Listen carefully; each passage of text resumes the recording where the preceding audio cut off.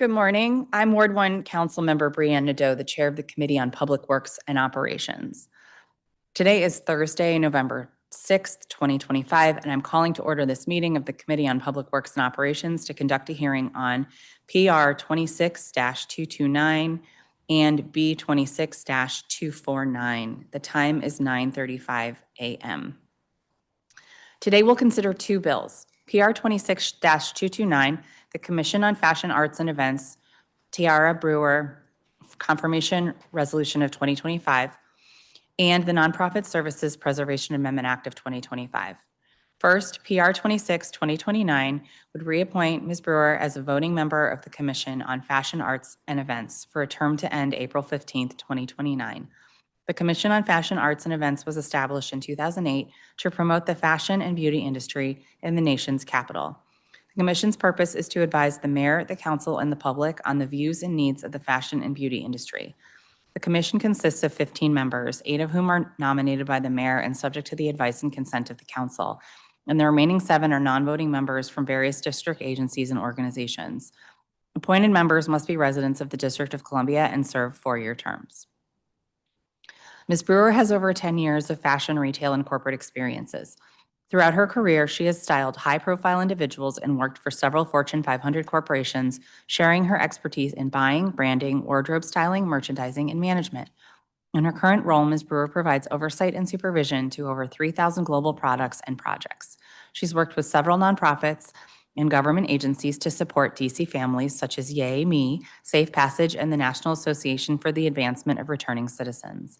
Ms. Brewer is a DC resident. She received an associate's degree in accounting from Bowie State University and a bachelor's degree in fashion marketing and management from Berkeley College in New York City. Second, the Nonprofit Services Preservation Amendment Act, which I introduced along with Council members Louis George, Fruman, and Robert White, clarifies and updates the Nonprofit Fair Compensation Act of 2020.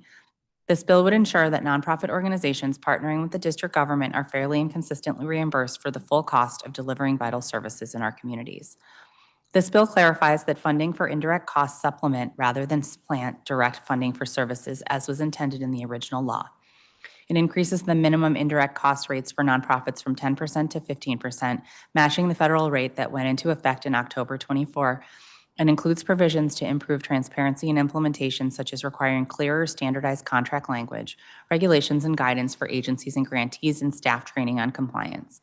Finally, this legislation establishes a nonprofit relief grant program to help eligible nonprofits cover funding gaps and indirect costs. Today, I look forward to hearing directly from public witnesses about their experiences navigating the district's grant and contracting process and hear their recommendations on the bill. I plan to ask government witnesses about their plans to fund and implement the legislation in a timely manner, learn how they'll collaborate to ensure standardization across district agencies, and hear their thoughts on the proposed grant relief program. All right. I'd like to call Ms. Brewer to the witness table. Thank you. If you could remain standing for just one moment and raise your right hand. Do you swear or affirm under a penalty of perjury the testimony you're about to give to the Committee on Public Works and Operations is the truth, the whole truth, and nothing but the truth? Okay. When you're ready, you can just push your button and begin. Good morning, members of the Committee on Public Works and Operations. I'd like to take the time to thank Mayor Bowser for nominating me for reappointment to the Commission on Fashion, Arts, and Events, and thank the committee for providing me with the opportunity to testify before you all today. My name is Tiara Brewer, and I was born and raised in Maryland, but spent a lot of my pivotal developmental moments in Washington, D.C. From growing up around family and friends in the southeast neighborhood of Berry Farms to Northeast DC in the Union Market area. Some of my first jobs in fashion were DC-based stores such as Up Against the Wall and Commander Salamander, which we miss so much, in Georgetown. And these jobs were the sole reason why I moved to New York City for school to get my degree in fashion marketing and management from Berkeley College. I maintained 3 part-time jobs simultaneously while attending Bowie State University full-time to pursue a degree in accounting, where I had the honor of serving as Miss Sophomore 2007-2008.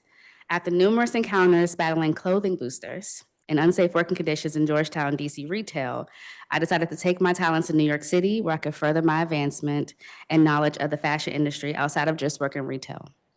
I immediately hit the ground running by networking, interning, and working for independent boutique owners, celebrities, artists, and models, while working as an independent wardrobe stylist and in-house stylist for Couture Fashion Week, a designer consignment boutique called Josette, and multiple fashion companies. After graduating with my degree, I moved back to Maryland where I worked as a designer stylist, customer relationship coordinator, and assistant manager at Nordstrom's in Bethesda. I excelled there for about 2 years before I decided to take a job at MAC Cosmetics corporate office that landed me back in New York City. As a senior artist administrator, I had the privilege to work with the top makeup artists in the company on set and behind the scenes to ensure their kits were always updated with the latest collections and class set schedules were always in line. This opportunity led me to a position in Estee Lauder's product development department as executive assistant to the senior director, executive director, and 3 directors of Tom Ford and Estee Lauder's skin, face, lips, and eye team for 2 years. It was here that birthed my business, Clean Closet Collective, was born after being recognized for my merchandising and organizing of thousands of products in the storage room that no one wanted to enter or improve. Thanks to my network of friends in the fashion and arts industry, I was contacted to take a role back in Washington, D.C., Georgetown, to open up the new and emerging Rent the Runway store that opened in Georgetown in 2016, where I was hired as a senior stylist. I had the honor of working with designer Christian Siriano and styling women from all walks of life in the DMV area. Since then, I have worked in branding and packaging for Lido US for 6 years while building my closet cleaning company in my free time. Working as a contract employee for Working for Two and Gilliland Foundation are also 2 roles that I worked at that time. This role was working for Two awarded me the opportunity to work with underserved DC citizens and youth by assisting with planning and executing events for Safe Passage DC, DYRS, NARC, and now Gilliland Foundation. These opportunities have aided in endeavors such as merchandising the Trans Queer Co-op at American University, a private space where the trans and queer students can come comfortably and safely shop, exchange, and swap clothing, accessories, and beauty products to help with their transition. During my first term on the commission, I helped create opportunities for local designers and artists to showcase their work through pop-ups and community initiatives while advocating for resources to sustain creative spaces. I also provided mentorship and guidance to youth exploring careers in fashion and arts, giving them tools to succeed and grow their talents. I have observed firsthand the challenges facing local businesses, from financial pressures to maintaining safe, vibrant spaces, and I want to serve as a bridge connecting emerging brands with the recognition and support they need to thrive. If confirmed for a second term, I plan to build on this work by introducing new strategies to engage underserved communities and highlight the achievements of local talent. I plan to use my network and networking skills to be a sounding board for those who may not have the platform but need one.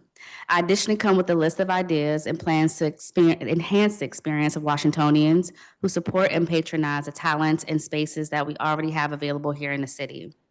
I also plan to serve the community by being actionable and accountable in my own endeavors as an entrepreneur and contractor for various nonprofit organizations, helping these organizations and the youth with operations management, event planning, branding, merchandising, and styling the residents of DC are initiatives I would like to spearhead.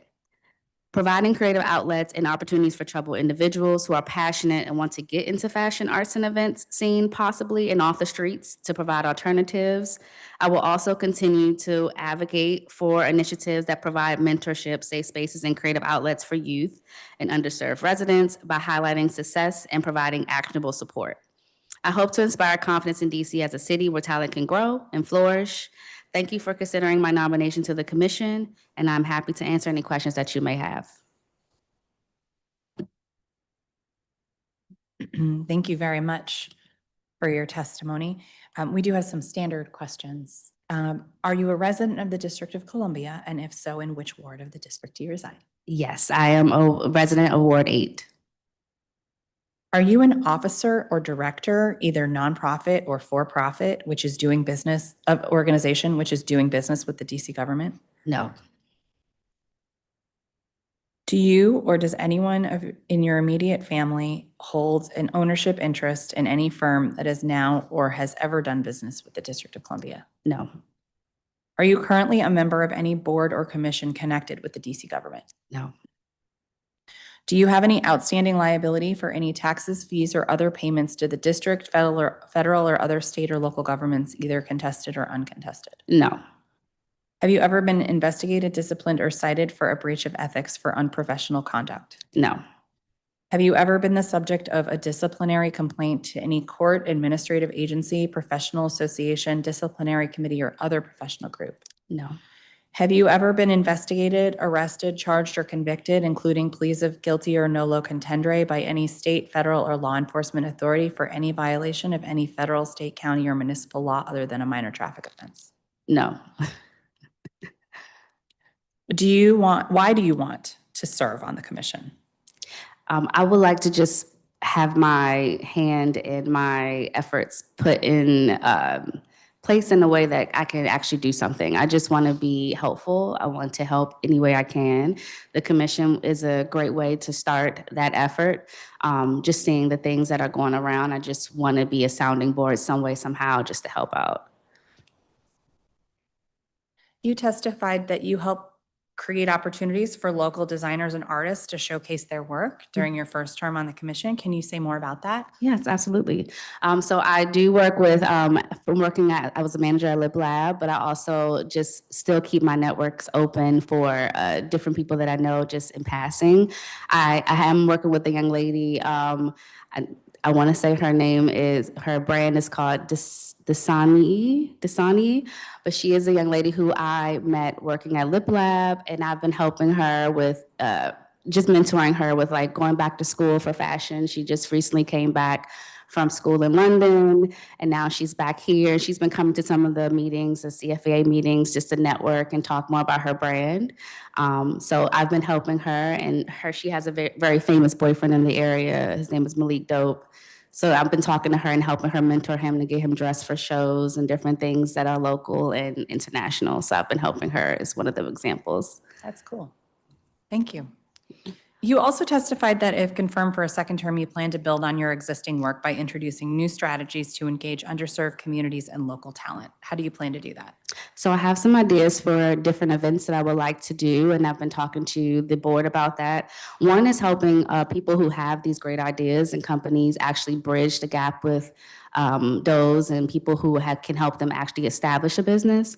So I've been helping a lot of people who have these great ideas actually put them into action and connecting them to people who can mentor them into how to make their business credible, get them business licensings, and just connecting them with people who can help them actually get this done, as well as helping them with grants. But I do have events for like swaps. I have a closet cleaning business, so I talk to people about possibly doing a swap for beauty products and clothing. And I've been working with different members of my group to just organize those kind of events as well to have in DC. Wonderful. Anything else you'd like to add? Nothing, just thank you for being here. This is my first time, and yeah, this is great. Thank you. Excellent. Yeah. Thank you very much for your testimony. Thank you.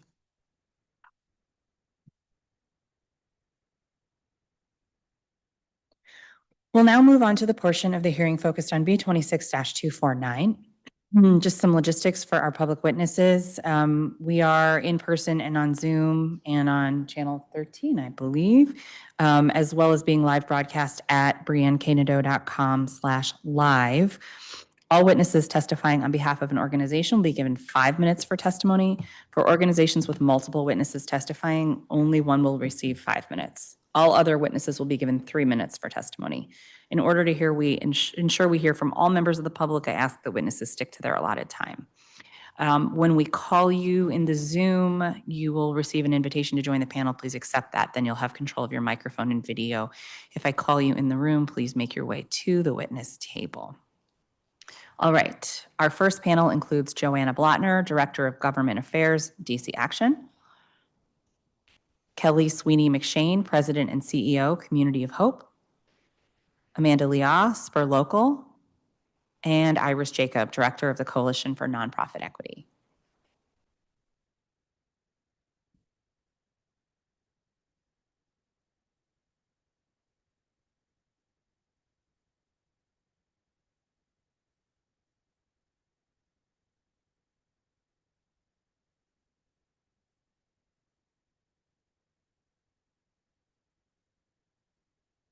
Okay. Is there anybody else in the room who wants to testify on this bill in person? Okay, great. I always like to fill the table if possible. So, okay, go ahead, Ms. McShane. Good morning. My name is Kelly Sweeney McShane, and I am the president and CEO of Community of Hope. Community of Hope is a federally qualified health center and a provider of services for families and individuals across the homelessness continuum of care. In 2025, we're on track to serve about 1,700 households through our housing programs and about 16,000 patients through our 3 health centers. Community of Hope is also a member of the Coalition for Nonprofit Equity and has served on the coalition's steering committee since its inception. I'd like to thank you, Councilmember Nadeau, as well as Councilmembers Fruman, Lewis, George, and White for introducing the Nonprofit Services Preservation Amendment Act of 2025. I am passionate about the importance of funding indirect rates because I know from my 30-plus years of nonprofit leadership that it's hard to provide excellent services if you don't have the infrastructure to support those programs. Indirect costs are not profit. They reflect real expenses like finances, human resources, and IT that are critical to providing direct services. Community of Hope has a federally negotiated indirect rate, or NICRA, of 14% because we receive federal funding, but many nonprofits do not have that federal funding that allows them to negotiate a NICRA. Community of Hope has been vocal in negotiating with agencies to ensure compliance with the Nonprofit Fair Compensation Act of 2020. It is disappointing that 5 years after the act was introduced, we still have to push for changes in notices of funding opportunities and grant agreements. I have 2 recent examples in the last few months. One is with CFSA, who provided an updated agreement with old language limiting the indirect rate to 10%. We were able to negotiate a change back to allow for our 14% NICRA. A second example that we just resolved last week was with the Department of Behavioral Health for the school-based mental health program. They were arguing that the clinical supervisor for therapists should be included in the indirect rate. We consider this to be a direct cost, and we're able to get agreement on this matter. We're about a month into the fiscal year, but we were able to get there. I also want to note that there have not been any additional funds included in grants over the years to cover the indirect rate.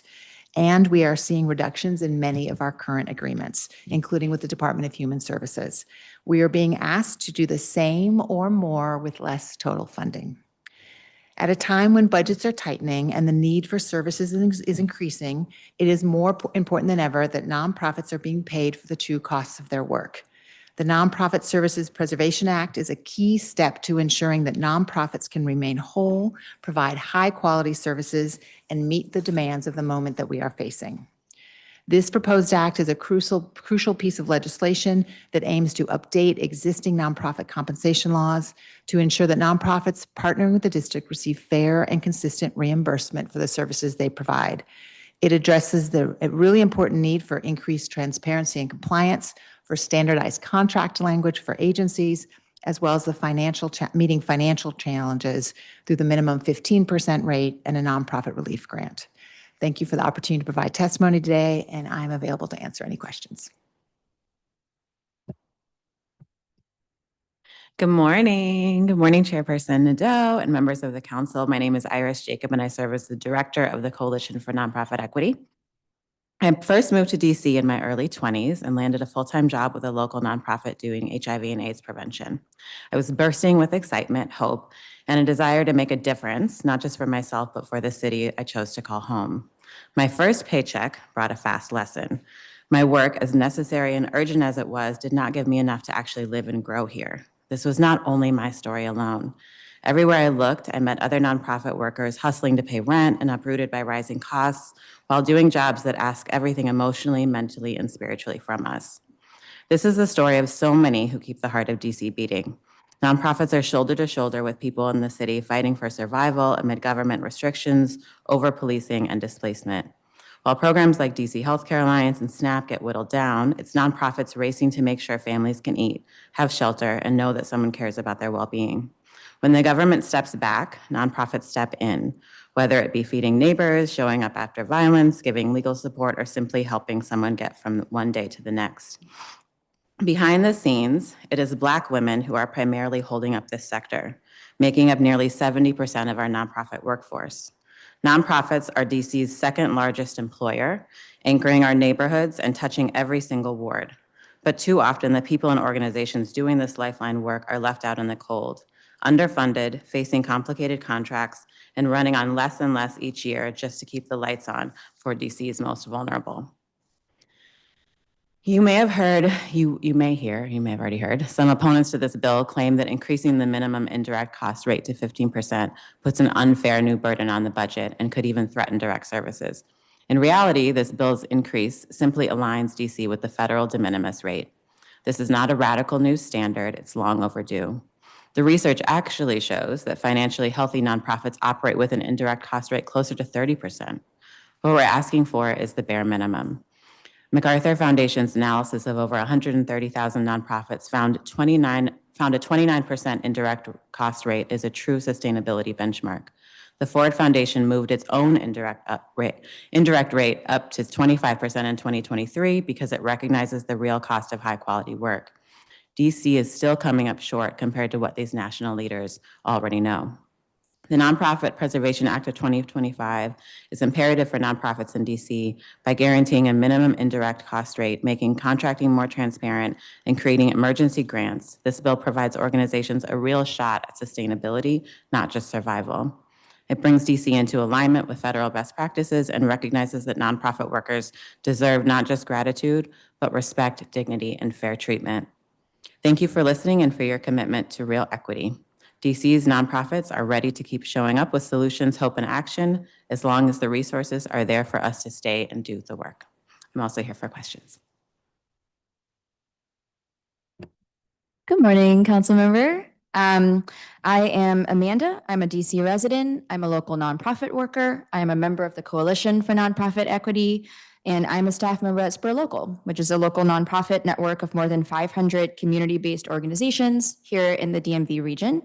Today, I'm testifying to urge the council to vote for and fully fund the Nonprofit Services Preservation Amendment Act of 2025. As we've heard already, and we'll continue to hear, since the COVID pandemic, local nonprofits have really been asked to do more with less, right? Today, they continue to run food banks, they provide healthcare and affordable housing for the most vulnerable, they welcome our immigrant neighbors, they offer really needed low and no cost legal services, they support our parents, children, educators with out of school time programs, they do a lot of stuff more than that. And over again, we see that local nonprofits really demonstrate they can nimbly, effectively, and innovatively deliver these services that keep our communities safe and healthy. Nonprofits are the ones forming our social safety net. And we are the resilient backbone of the city, even as we face decreased funding and also rescinded funding. Yet many of these organizations are expected to run with little or no overhead, meaning they have insufficient funds to compensate their staff, to offer them basic benefits like retirement and healthcare, to pay for office space. Spur Local surveys our network of local executive directors every year. Since 2023, we have seen at least 1 in 2 executive directors experience burnout, and this year it was 2 in 3 local leaders.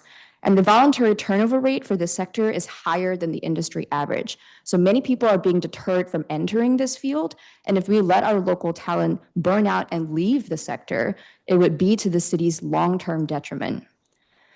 Local nonprofits and DC government really share the same goal, right? We want to provide the services that the city needs. We want to allow our communities to thrive. And for years, when working with nonprofits, the government has been underfunding the true costs of providing these services. And that leaves behind nonprofit workers who are DC residents, who are taxpayers, and who are people who care about building community here. And as we heard, we know that research from the MacArthur Foundation shows the minimum indirect cost rate for financially healthy organizations is nearly 3 times what the district is currently legally supposed to be funding, and nearly 2 times what we're now asking for. And this cost is in the books. You just aren't seeing it, right? The cost is on the backs of local nonprofit workers. And if we continue underfunding community-based organizations and expecting them to do more with less, the city is going to see fewer and fewer people who are able to do that at all. So passing this amendment acknowledges that the current model we have is unsustainable, and funding it, especially by starting a fiscal impact study to identify the true costs that nonprofits have been absorbing, will show that this government is committed to a long-term, healthy, and sustainable model of meeting the city's needs. Thank you. Good morning. This is my first time using this little thingy right here. I remember the old ones. Good morning, Chairperson Nadeau and members of the committee. My name is Jeremiah Lowry, and I'm testifying today in support of the Nonprofit Services Preservation Amendment Act of 25. Currently serve as the Policy Director of the Coalition of Nonprofit Equity. I'm also here as someone who has personally experienced the power and impact of nonprofits in DC. Born and raised here in DC, growing up, nonprofits were part of the fabric of my day-to-day life. You know, after school programs that kept me safe and engaged, community centers that offered mentorship, the food programs that supported my family and others during hard times. These organizations helped shape who I am today and others. Over the years, I've had the opportunity to work alongside nonprofit organizations on the ground, organizations that provide housing assistance, youth programming, reentry, and advocacy for working families. I've seen firsthand how they stretch every dollar to meet community needs, often filling critical service gaps where the government cannot. They are not just partners in service delivery, they are trusted community anchors as well.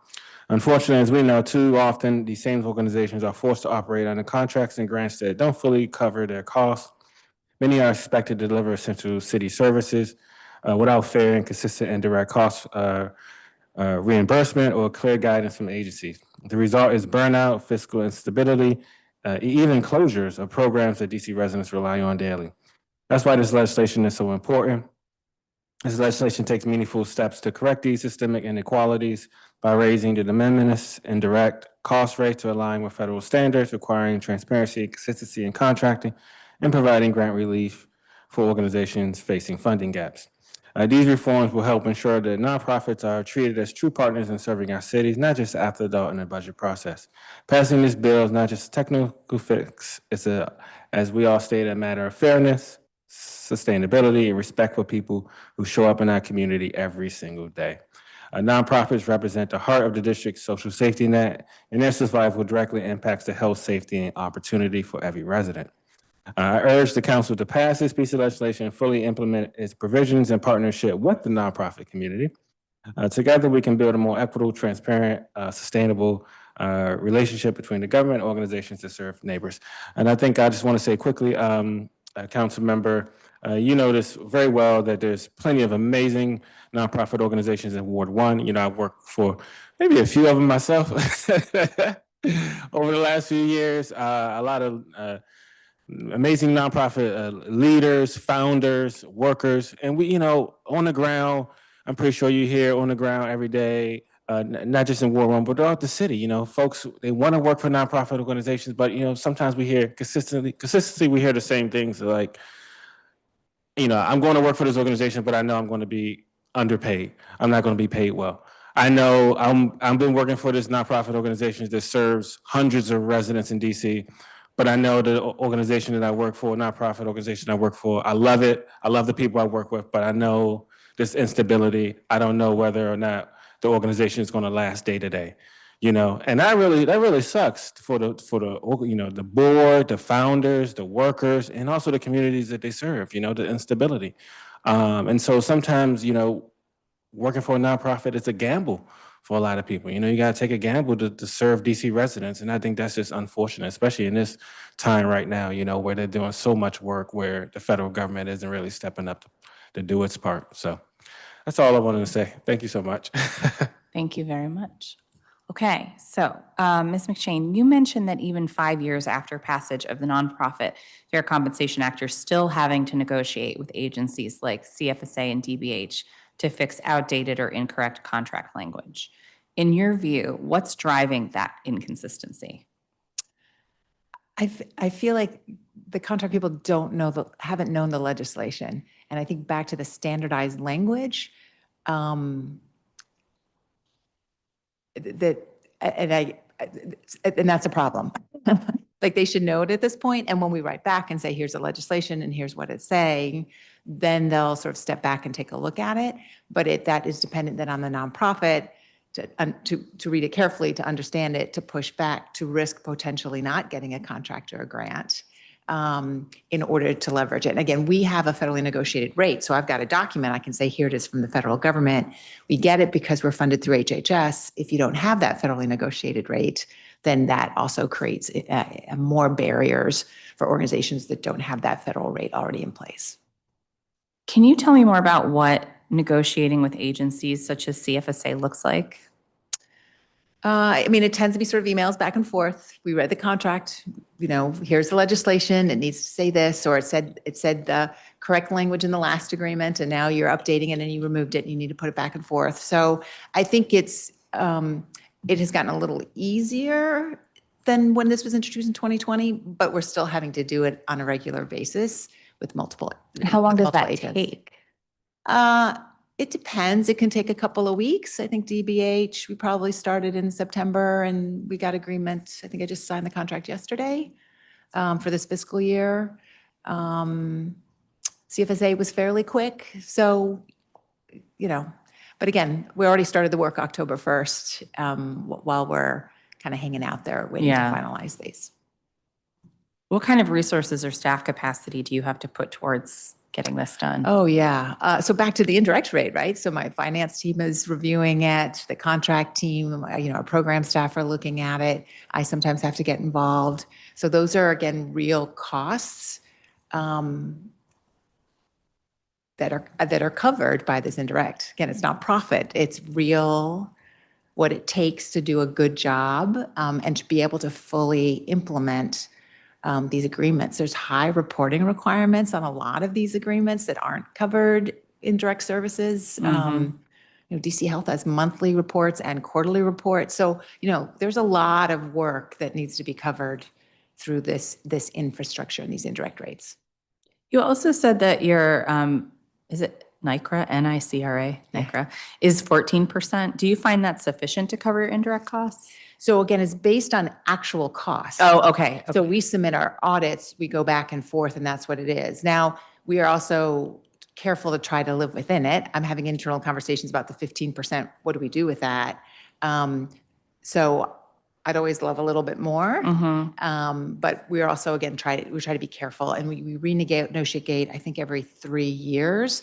But again, it's based on past costs. So you have to sort of drive your costs up over your actual rate to then be able to negotiate a little bit higher. So there are some nuances in that. Thank you. Ms. Jacob? You describe nonprofit workers as the heart of DC, often filling gaps left by government.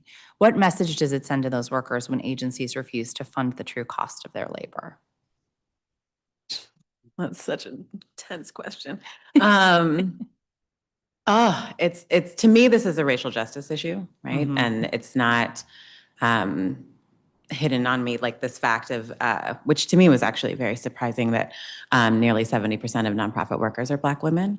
And that is a huge piece of not seeing our labor and our work as valid and important for the city while holding up this city, especially with what's going on right now. I was at a meeting a couple of days ago and with a whole bunch of nonprofit workers and leaders who are all Black women. And I actually asked them about this bill. And I was like, what is it like for you with your indirect costs? And did you know that the city 5 years ago passed this? And nobody knew, right? And not only did they not know, but they were confused about the paperwork, and it even sounded like too much to do. And I just wanted to add that so many of these nonprofit workers are folks and leaders are leading smaller organizations, right? They're neighborhood groups. They are, I don't know, I'm thinking of the one on my block. Like, there's a nonprofit that helps young women on my block. There's so many different groups around in the city who don't have access to this, who wouldn't know about this. Making this something that is transparent and clear and set at 15% would help so many of those groups. And again, this is, to me, a racial justice issue, and it's a message that the city is sending that we don't care about this labor by not fully funding it. What else did they say about their indirect costs when you were meeting with them? Well, first it was a joke of 15% isn't covering, right? So then it was like, well, it's like 20, it's 25, it's 30. Like, people were talking about that, right? That's not even getting to what it is. And then it was the thought of, well, who in here is, it's the complication of working with the DC government, period, right? About getting grants from DC government, about how if they're getting grants that are national grants, people are recognizing, there's a recognition of the indirect costs.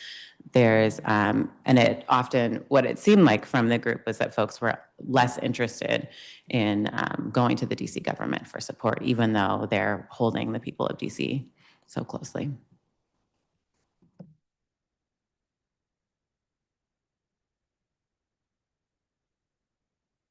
What would change day to day for your member organizations if the bill is implemented correctly?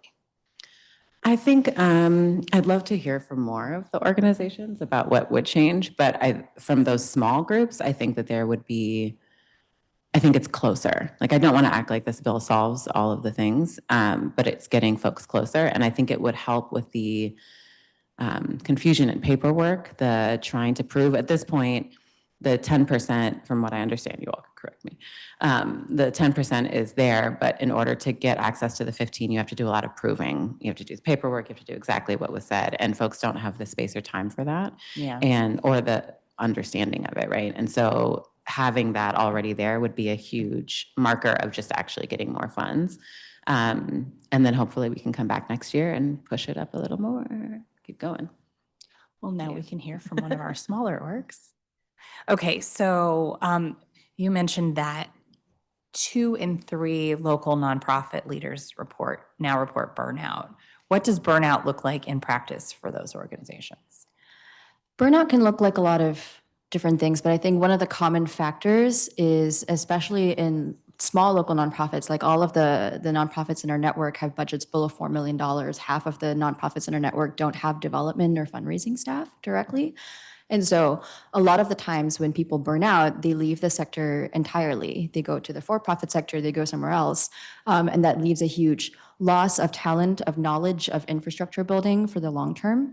I think day to day, we've been seeing, from local leaders that they have to, as they should, in some ways, but that they're being forced to make this choice of prioritizing their staff's wellness over their own. There are people who have to pay out of their own pocket if there's, funding that's being lapsed or there's a gap and things like that. And so I think it can look a lot of different ways, but it really takes a toll, especially on the individual people. And I want to emphasize something that, folks have already said here, but I think it would really send a message of recognition that there's people who are doing this work. There's this myth that overhead or indirect cost means that, nonprofit workers don't need to get paid to do this for a living. When I first started, I was making, I think, like minimum wage or below the minimum wage, and not able to really survive that much in the city. And that continues to be a trend that people push because we're doing this out of passion or out of, the goodness of our hearts. But that's not the full picture. And so I think it really would send a message that nonprofit workers are valued, that they're respected, and that it's done in a very tangible, very concrete way, that we want to invest in the city. And part of that is investing in the workers who are really building the communities here. You're making me think about a nonprofit I work with in the ward where the ED has last calendar year, over the course of the year, floated $100,000 on her personal credit card while waiting for government reimbursement, DC government reimbursement, which I'm sure is not unusual, but also like not everybody can do that. Definitely not the smaller orgs, right? And people who may not have credit, like they're just, it's a passion for them, right? Okay, so the bill includes a nonprofit relief grant program to help fill funding gaps. How important do you think that kind of relief mechanism is right now, given that nonprofits are being asked to meet rising needs with shrinking budgets? I think it's definitely really important. And I think, again, it speaks to this idea that, one, nonprofits, especially since COVID, but even before that, have already been absorbing a lot of the costs, right? And so wages have stagnated, right? Programs have, been asked to do more with less. And so being able to have the relief funding, again, like Ira said, it's not going to solve all of the potential problems that we would run into. But I think it's a really good start to first recognize that, hey, the city has your back, right? We're working together in this. And two, to actually very tangibly relieve. It is not just about being able to pay nonprofits continually year over year the same amount of money, not recognizing inflation, the rising cost of goods and services and things like that. It is saying that, okay, we recognize that our budget in a lot of ways is a shared budget to be able to provide these services that we're contracting with you to do. And so that relief would be both, one, very visibly values aligned, and two, very tangibly felt, I think, by a lot of the local nonprofits, especially the really small ones. You know, like 92% of nonprofits across the country have budgets below $1 million. These are small organizations that are doing a lot of mighty work. And so I think it would send both a very visible, values aligned, and a very tangible message. Thank you. Mr. Lowry, you talked about nonprofits being asked to stretch every dollar, not being sure about their survival day to day. Can you give an example of a situation where an organization had to scale back or close a program because indirect costs weren't covered? Yeah, that's a really great question. I guess I won't call out any organization specifically, but I will say, you know, my experience working with nonprofit organizations and talking to, you know, EDs and stuff of that nature, I have heard personal stories of, you know, nonprofits having to scale back services, having to, you know, not make the extra hire that they need, even though they, you know, serving more people because of the indirect cost. Just so much. It's just kind of hard to even contemplate, you know. But there is a lot of stories out there from, I guess, nonprofit leaders, you know, that the 10% is just too small. You know, it's just too small, and that the, you know, indirect costs are much higher, and it's like literally breaking a lot of smaller nonprofit organizations. I'm really, you know, it's kind of what you mentioned, you know, like people having to put money on their, you know, having to find additional funds from their own personal funds, you know, because they can't get the reimbursements that they need, you know, for indirect costs. So there's so many different examples. We definitely will send you some stories after the hearing, you know, really collect those stories and send them over to you from nonprofit leaders who are experiencing that situation that you described, so. In your experience, which types of programs or services are hit hardest by the lack of consistent indirect cost reimbursement? You know, I would say, you know, some of our, you know, organizations that provide, smaller organizations that do things like provide mentorship, you know, to youth, smaller organizations that provide, you know, food services, food programs here in the district. You know, we hear a lot about from larger nonprofit organizations. But we see the day-to-day work of larger nonprofit organizations that are doing amazing work. But there's so many smaller nonprofit organizations who are doing things like providing meals, mentorship programs, reading programs, exercise programs, things of that nature, you know, on a day-to-day basis. Those are the nonprofit organizations that are suffering and having to scale back their services or fold up completely.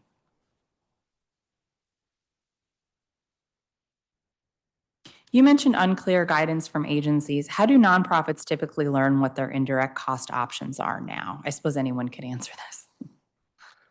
Anyone want to take that? You already, yeah. I think that's why I'm very involved in this, because Yeah. it's a large nonprofit and it took us a while to figure out, oh, we need a NICRA, how do we get it? Yeah. But I don't know how the smaller nonprofits figured out and what They what just don't. support they get. And then even the process in DC to get it, I think is still incredibly unclear and burdensome.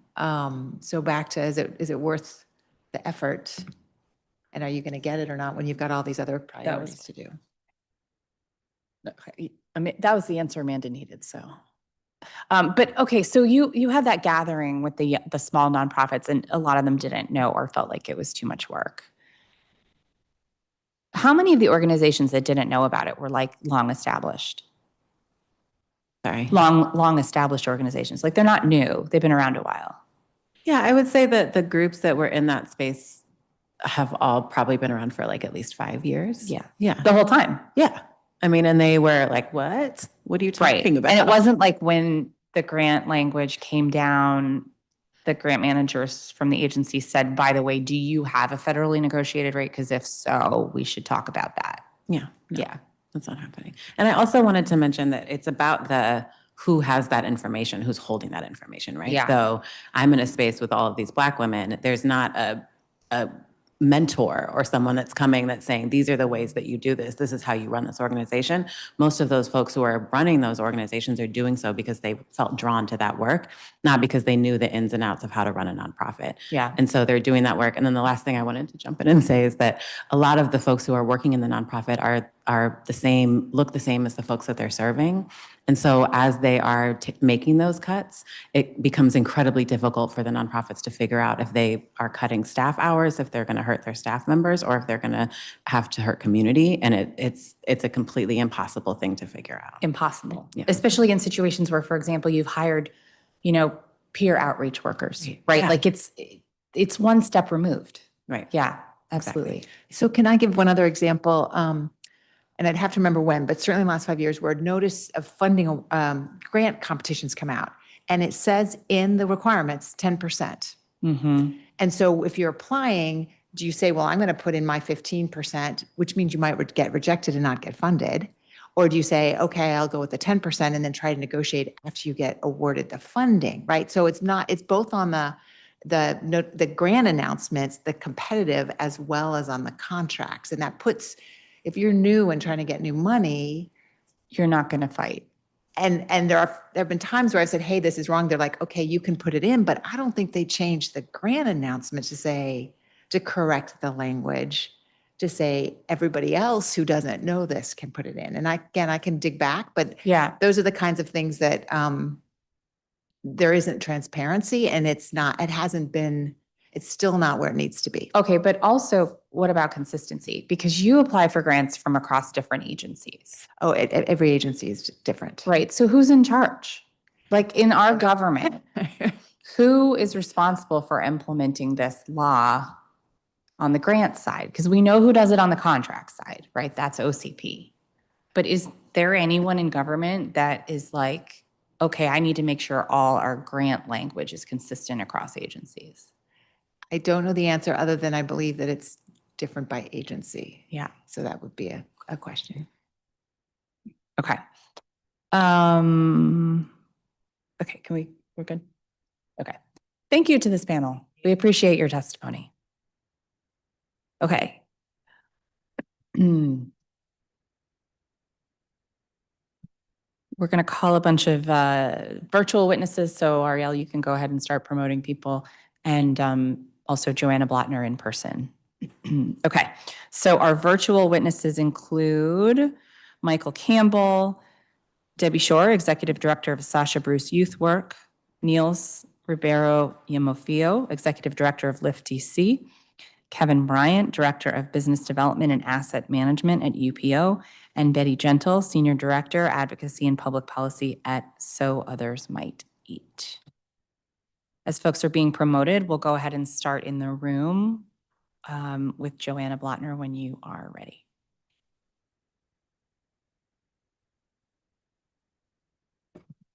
Okay. Good morning. Thank you for holding today's hearing. My name is Joanna Blattner. I am the Government Affairs Director at DC Action. We use research, data, and collective action with a racial equity lens to break down barriers that stand in the way of all kids reaching their full potential. We also convene 3 coalitions comprised predominantly of nonprofit service employee or nonprofit direct service providers. And our extensive work with nonprofit service providers led us to join the steering committee of the DC Coalition for Nonprofit Equity. The simple fact is that DC's nonprofit service providers cannot achieve their mission or help kids reach their full potential if every time they accept a grant or contract from the district, they do so at a financial loss. Failure to compensate nonprofits for their indirect costs means lower quality services, diminished outcomes, and severed relationships for district residents with the greatest need. When it comes to serving vulnerable children and families, DC Action believes that the city can't afford to not invest in fair compensation for our hardworking nonprofits who are stretched further and further every day to meet the needs of their clients and community. Bill 26249 strives to alleviate some of the financial burdens and hardships that nonprofits experience when delivering services to district residents. I want to highlight some of the important provisions of this legislation in addition to the de minimis increase that we urge the committee to preserve as the bill advances. The bill makes clear that indirect cost rate should be paid out on top of what is required for an organization to deliver the direct services required of the grant or contract agreement. Compensation for indirect costs should not come at the expense of reduced services for district residents. The bill enables the de minimis to increase with inflation to help organizations keep pace with rising costs of doing business. The bill reduces administrative burdens on district government and on nonprofit organizations by allowing negotiated indirect cost rates to be honored across agencies for up to 3 years and based on audits conducted within the past 3 years, recognizing how long it can take for some audits to be completed and that timeline may not align with grant or contract cycles. The bill also reduces administrative burdens on small nonprofits when negotiating an alternative indirect cost rate, understanding that undergoing a formal audit with a CPA can be an unaffordable barrier for many of our small nonprofits. The bill prohibits discrimination in grant and contract decisions on the basis of an organization's requested or negotiated indirect cost rate. Nonprofit organizations should not be put in a position of underbidding one another and shortchanging their true costs in order to win a district contract or grant. The bill requires the district to include standardized and plain language regarding indirect cost rates on all district grant and contract solicitations for nonprofit services, and to promulgate community-informed rules. The bill requires better, uniform, and more frequent training for agencies and district government employees who are directly involved in grant and contract management for nonprofit services. All nonprofits deserve fair compensation for their indirect costs and to understand their rights around these laws, not just to those who win the program manager lottery and get to work with an employee who goes out of their way to be helpful. Help should be the standard when you are in public service. The bill empowers the mayor to issue grants to nonprofits to help them cover immediate overhead and indirect costs, recognizing that the district has long failed to fairly compensate its service providers for decades and has pushed many nonprofits to a financial cliff. This grant authority can serve as bridge funding as the district works to fully fund the law. The bill creates a more realistic and affordable phased-in implementation timeline. The previous underlying bill had previously phased in grant and contract indirect cost payments for any grant and contract up to $1 million. The reality, though, is that most grants and contracts for nonprofits are under $1 million, and that might be too high of a price tag. So the bill amends the implementation timeline to begin at $500,000 or less in a grant or contract, and then approaches a more incremental phase-in. As you can see, there's a lot of good in this legislation that it is poised to accomplish to make fair compensation for indirect costs a reality in the district in service of strengthening our residents and our communities. It is a callous calculation to continue to starve the nonprofit service providers who have long struggled to maintain their levels of service and quality. Nonprofits are already scrappy and savvy when it comes to stretching their dollars to reach all those in need, but we do not make the same ask of the district's for-profit contractors who come back year after year asking for millions of dollars in adjustments to their agreements, which the executive and council are far too quick to rubber stamp. The district's budgets cannot continue to be balanced on the backs of residents and organizations with the fewest resources. The district needs to come up with a funding solution for this bill, and they need to do so quickly. The administration has sat on this matter for 4 years, failing to conduct the financial assessments necessary and refusing to explore or propose revenue solutions. There is a tremendous amount of untapped wealth in the district that can be progressively taxed to ensure every kid, family, and community has the resources they need to thrive in our city. If we fail to take advantage of these solutions and continue to deprive the nonprofit service sector of the bare minimum compensation they deserve, there will be no organizations left to provide the services so many of our residents depend on. Thank you for your time, and I'm happy to answer any questions. Thank you so much for your testimony. We now turn to our witnesses online.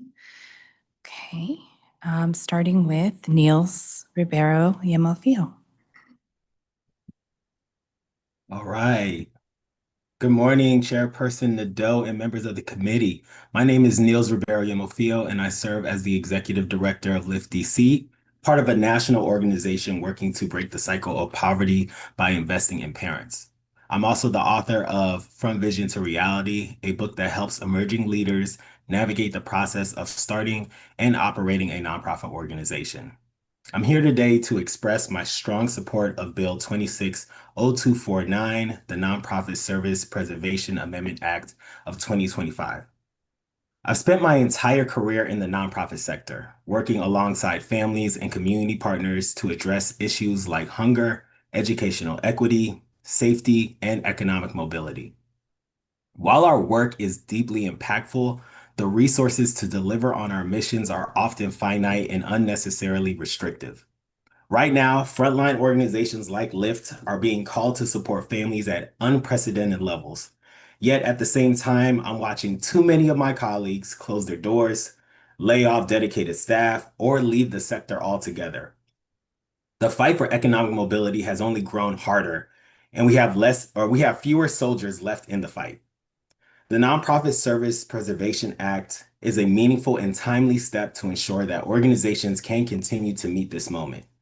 Administrative and operational costs are not overhead, they are essential infrastructure that allows us to adapt and pivot ourselves to meet the needs of our families. Increasing the indirect cost rate from 10% to 15% not only aligns with federal standards, but also reflects the growing understanding among philanthropic institutions that real impact requires real investment in organizational capacity. At Lift DC, we see firsthand what that investment can yield. Last year, we worked with over 140 families.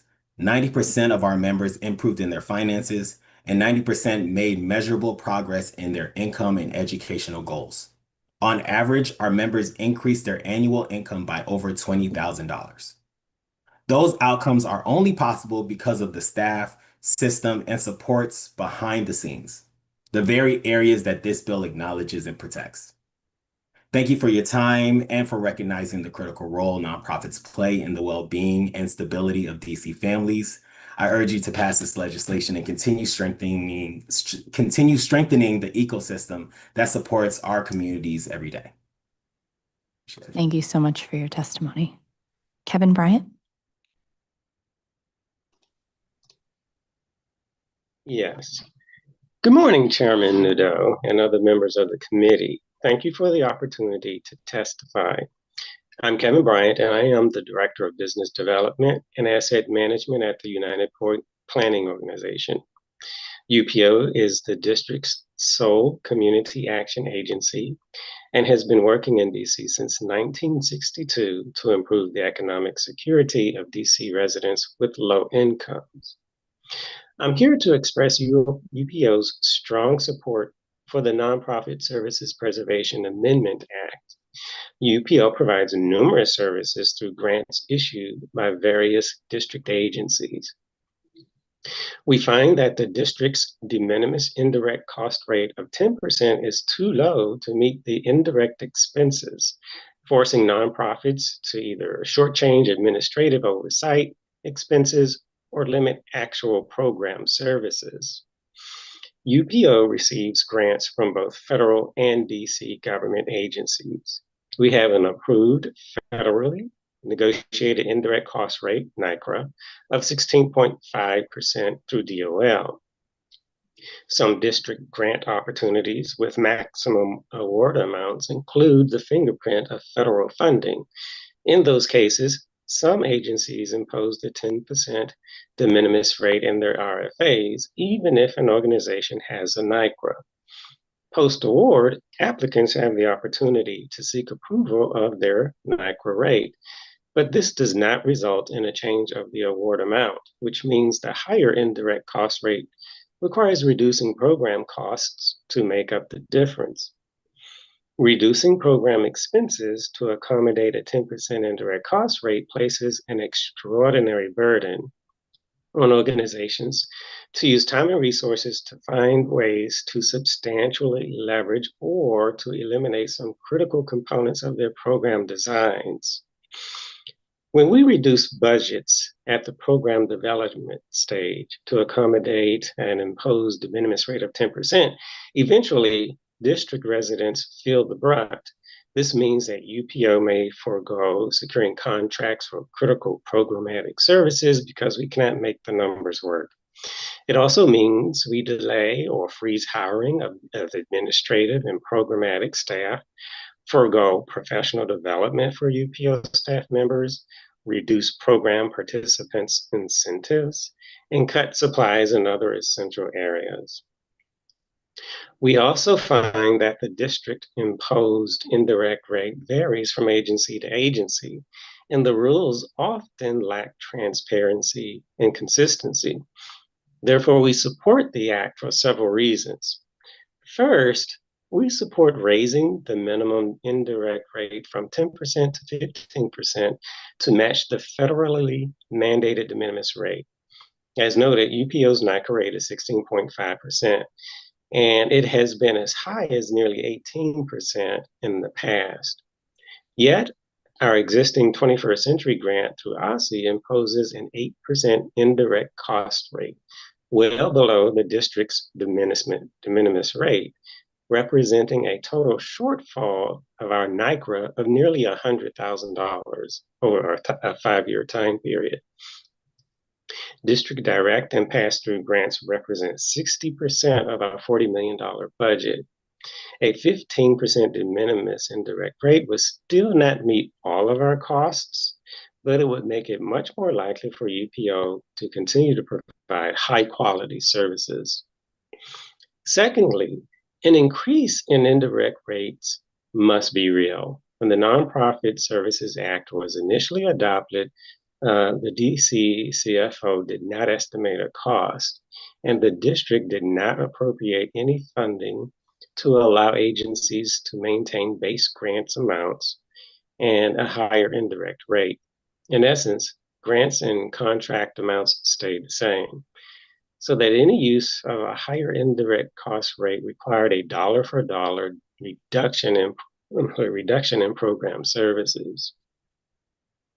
If the district is going to support higher indirect cost rates without reducing services, the city must approve a budget for the change and appropriate the needed funds.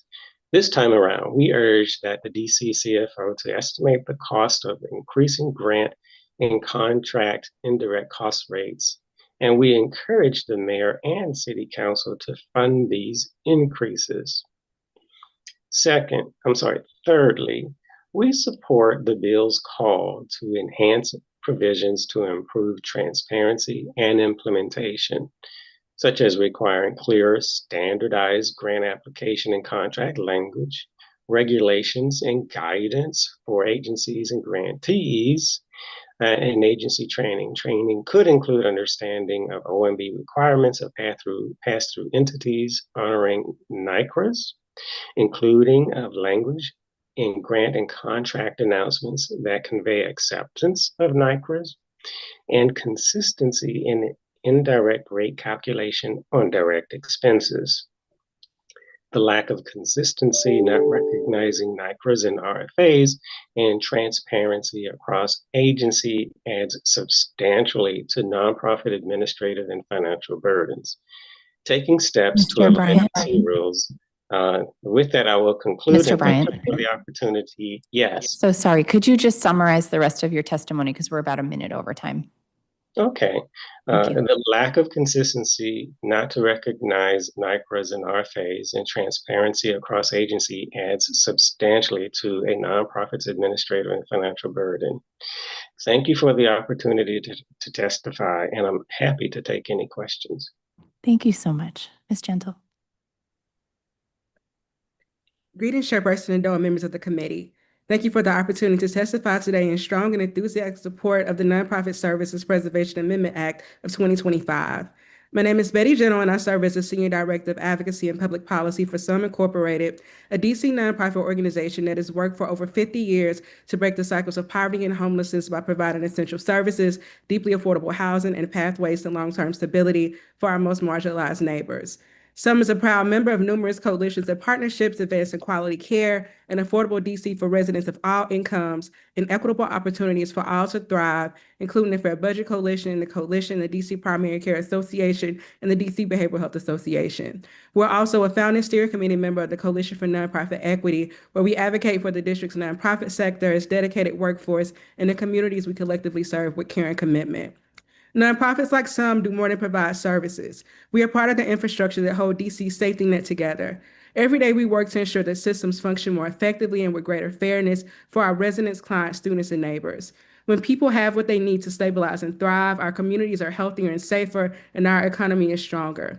In these efforts to strengthen communities, nonprofits are not simply contractors or grantees of the government. We are partners, often the ones filling crucial gaps when systems fall short. For decades, governments have delegated responsibility for addressing deep-rooted systemic inequities to the nonprofit sector, an already unsustainable task without adequate funding, support, or true partnership. Even now, as we see unprecedented and historic delays in SNAP distribution and watch furloughed federal workers struggle to meet basic needs, food banks, faith-based organizations, and charitable programs are stepping up to fill an impossible gap despite facing their own reductions in funding and increasing demand for services. We thank the many council members who have worked with us and you, Councilmember Nadeau, for your leadership and ongoing support of the nonprofit sector and your shepherding of the Nonprofit Fair Compensation Act of 2020. However, we now extend even greater appreciation for the introduction of this bill, for it clarifies and strengthens the original intent of the 2020 law to ensure that indirect cost funding supplements, not supplants, direct service funding. The bill also makes several vital updates, raises the minimum indirect rate cost from 10 to 15%, aligning with the federal standard effective October 2024, requires clear, consistent, and transparent language, regulations, and training across DC agencies, and establishes a nonprofit relief grant program. Despite sometimes being perceived differently, nonprofits are a real part of DC's growth economy, not taking from the city's resources, but making them stronger. Federally qualified health centers save the district millions each year by reducing hospital and emergency transport costs. Workforce development organizations train residents for high-demand sectors like healthcare, increasing household incomes, tax contributions, and local spending. Violence prevention and intervention programs lower healthcare, public safety, and incarceration costs, ending homelessness costs less than sustaining it. Nonprofit workers themselves form one of the largest segments of DC's workforce. They spend money in local businesses, pay taxes, and when they can afford to, live in the communities they serve. It is critical to understand that indirect costs are not merely overhead. They're what keep the lights on in the day program. They help ensure that essential systems from billing to tracking client progress and outcomes run smoothly through reliable technology and data systems. Indirect costs also make fair and competitive pay possible so that case managers and clinicians are not facing the very challenges like food and housing insecurity that they work tirelessly to help others overcome. These costs are what allow us to provide services that are not only effective, but delivered with quality, dignity, and care. Unfortunately, implementation of the 2020 law has been inconsistent and incomplete. SUM's experience has been that indirect cost allocations have replaced rather than added to our overall budgets. When indirect costs are carved out of program funding instead of supplementing it, the result is fewer services, fewer staff, and diminished impact. The cost of doing business in DC is high for everyone, including nonprofits, which face the same inflation and skyrocketing costs as private businesses, but with far less flexibility in pricing. Even in times of fiscal prosperity in the district, indirect cost rates were never fully funded. Now, with budgets more constrained and less predictable, we are often told to wait or that our requests are not feasible. At the same time, more and more response will be demanded from us as federal and local resources for residents shrink. The government seems comfortable expecting us to meet that need, even as we repeatedly warn that this approach is becoming increasingly unsustainable.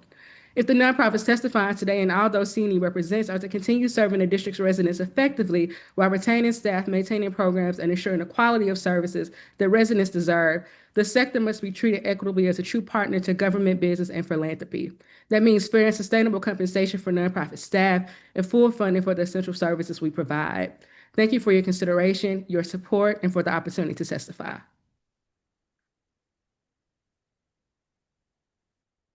Thank you very much. Did Debbie join yet? Okay. All right. Thank you, everybody, for your testimony. Actually, let's start with you, Ms. Gentle. Your testimony mentioned the impact of federal pressures on local nonprofits. Can you speak more to the changes you're seeing on the ground and how this legislation would help address some of that pressure? So of course we see the many changes that are affecting or taking away grants that some of the nonprofits receive. We've even experienced delays in funding because the federal government has placed a pause on certain funding streams, which then causes the local agency to change our grant amount. But thankfully, in that situation, once the money was finally distributed, they brought the amount almost back up to what it was initially. But you're seeing it across the board, and some works in a lot of different sectors, and I would say in affordable housing, food services, healthcare, we're seeing impacts there. And honestly, in reviewing executive orders where like rulemaking may have happened, we're likely to experience even more changes that will reduce federal funding for a lot of the nonprofit organizations. So having a higher indirect rate cost, as well as even that nonprofit relief grant program, will definitely be helpful. It's not going to meet the need, unfortunately. We know that because we know a lot of changes are likely coming. But it's great that that would be there. What have been the real world impacts of your indirect costs, replacing your direct costs rather than adding to them? So I'll say for us, I was talking to our grants manager, and like we were talking specifically about when a contract is being renewed, where I think that we had the opportunity to like increase the indirect rate from 10 to 12%, but we don't do it because it just takes away from the programming budget. So it's actually not helpful because let's say the grant amount is $500,000. You're going from taking 10% to 12% of the same $500,000 in that contract. So we just choose to not increase it. So it's not been very helpful because of the fact that, again, it's just planning it versus adding to the contract. Thank you very much. I appreciate that. Okay.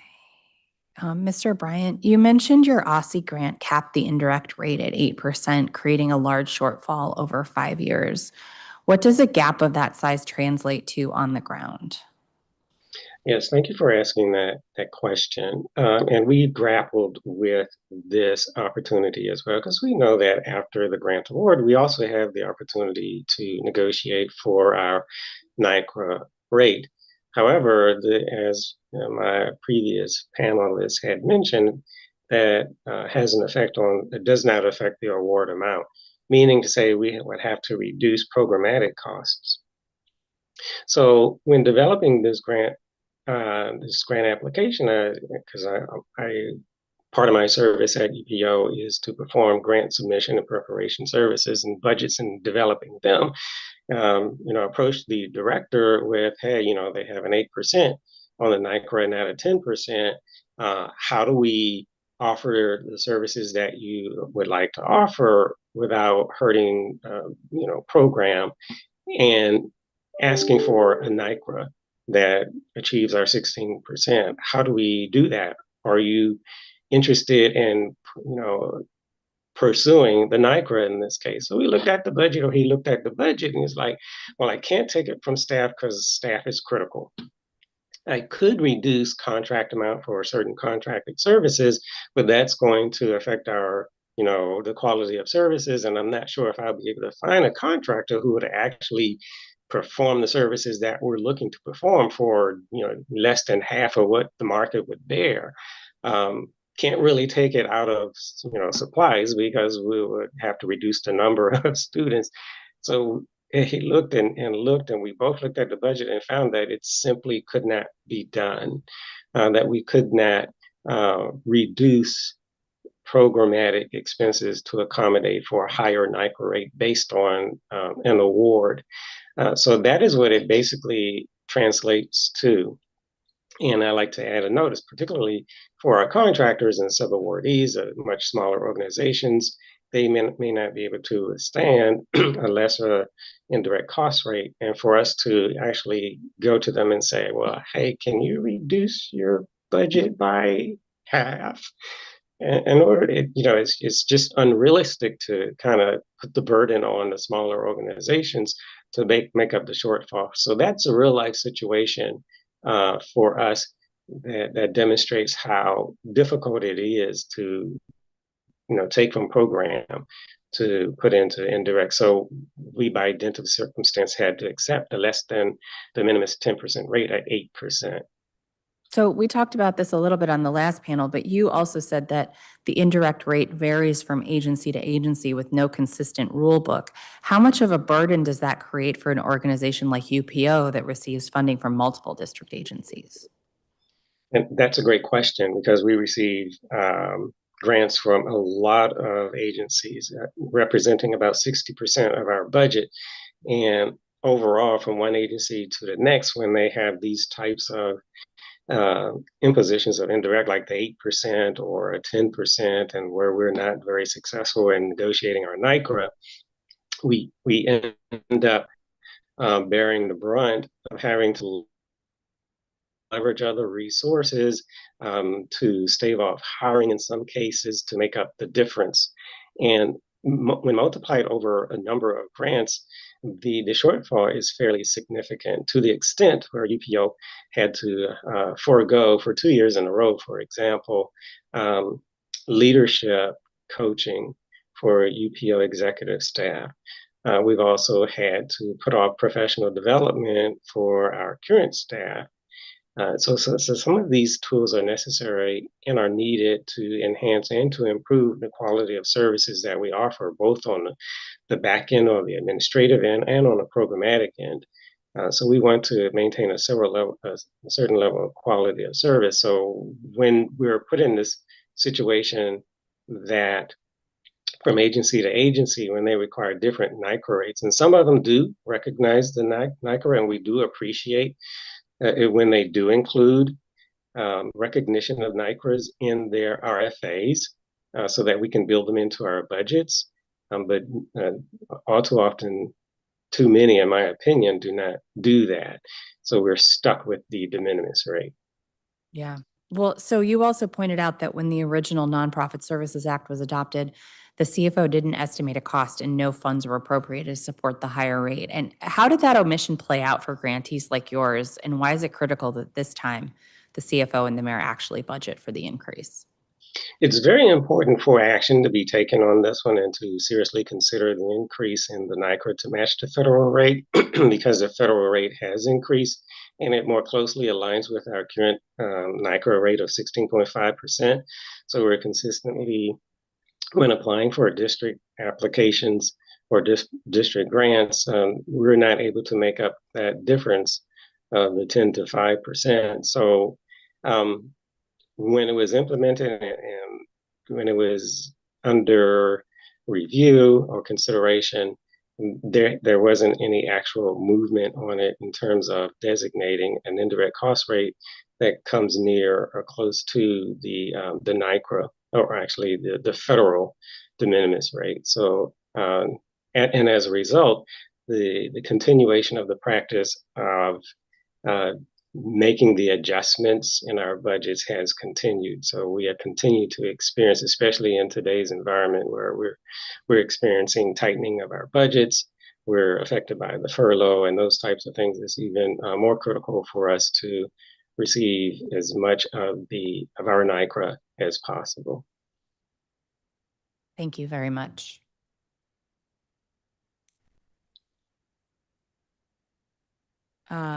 We've been joined by Debbie Shore. I will come back to you for your testimony. I'm going to get through a few more questions. And I think we have one other person joining the panel, so I want to wait so that we can have you both at the same time. Okay, Mr. Ribeiro Yamofio, you stated that the indirect cost coverage is a meaningful and timely step to meet this moment. If this bill passes, what immediate change would you expect to see for the frontline organizations like yours within the first year? Oh, well, I think a picture that I need to paint is a lot of the nonprofit organizations in DC, and specifically the ones that have been featured here. We're talking So Others Might Eat, Community of Hope, UPO, Debbie's about to talk. That's Sasha Bruce. These are pillars in the community.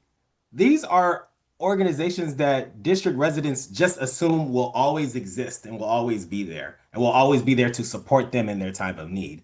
And what I have seen for the past 10 months are more organizations that we just assume will always be there close down their doors, close down their staff, turn people away. What this will do is ensure that the organizations that we know and trust to support our residents will exist. We'll actually be able to deliver on the work because it's getting harder. It's getting harder to fundraise. It's getting harder to meet the needs of our families and our members and our staff, who is one crisis away from needing the supports that we provide our families. That's what I think this can play a small part in helping to solve, because everyone needs help and support right now, and we are the ones who are in the front line to deliver it, and it's getting harder to do it every day. It's getting harder to do it. So I think this is a valuable and important next step in making sure that we can deliver on that. You've worked both locally and nationally. Are there practices from other jurisdictions or philanthropic partners the district should emulate to ensure nonprofits are fully funded for the real costs of service delivery, aside from what the current bill is proposing? Frankly, yes. I mentioned how philanthropic organizations have started to adopt higher indirect costs. I think some of the former panelists even mentioned that a practice that is continuing to be shown is that we're going above 20%, even getting close to the 30%. Some of the watchdog nonprofit organizations say the standard practice, which they are starting to evolve in, is an 80-20 split. So we're seeing that folks are just constantly moving, showing that indirect costs fuels innovation, it fuels sustainability, it fuels structural practices, trying to understand how we can leverage new and budding technologies to improve our programming. Like, it fuels all of that. And so we are knowing that as we continue to increase indirect costs, we continue to improve the practices of the work. So I think this is a great step, but I would love to see us continue to think about nonprofits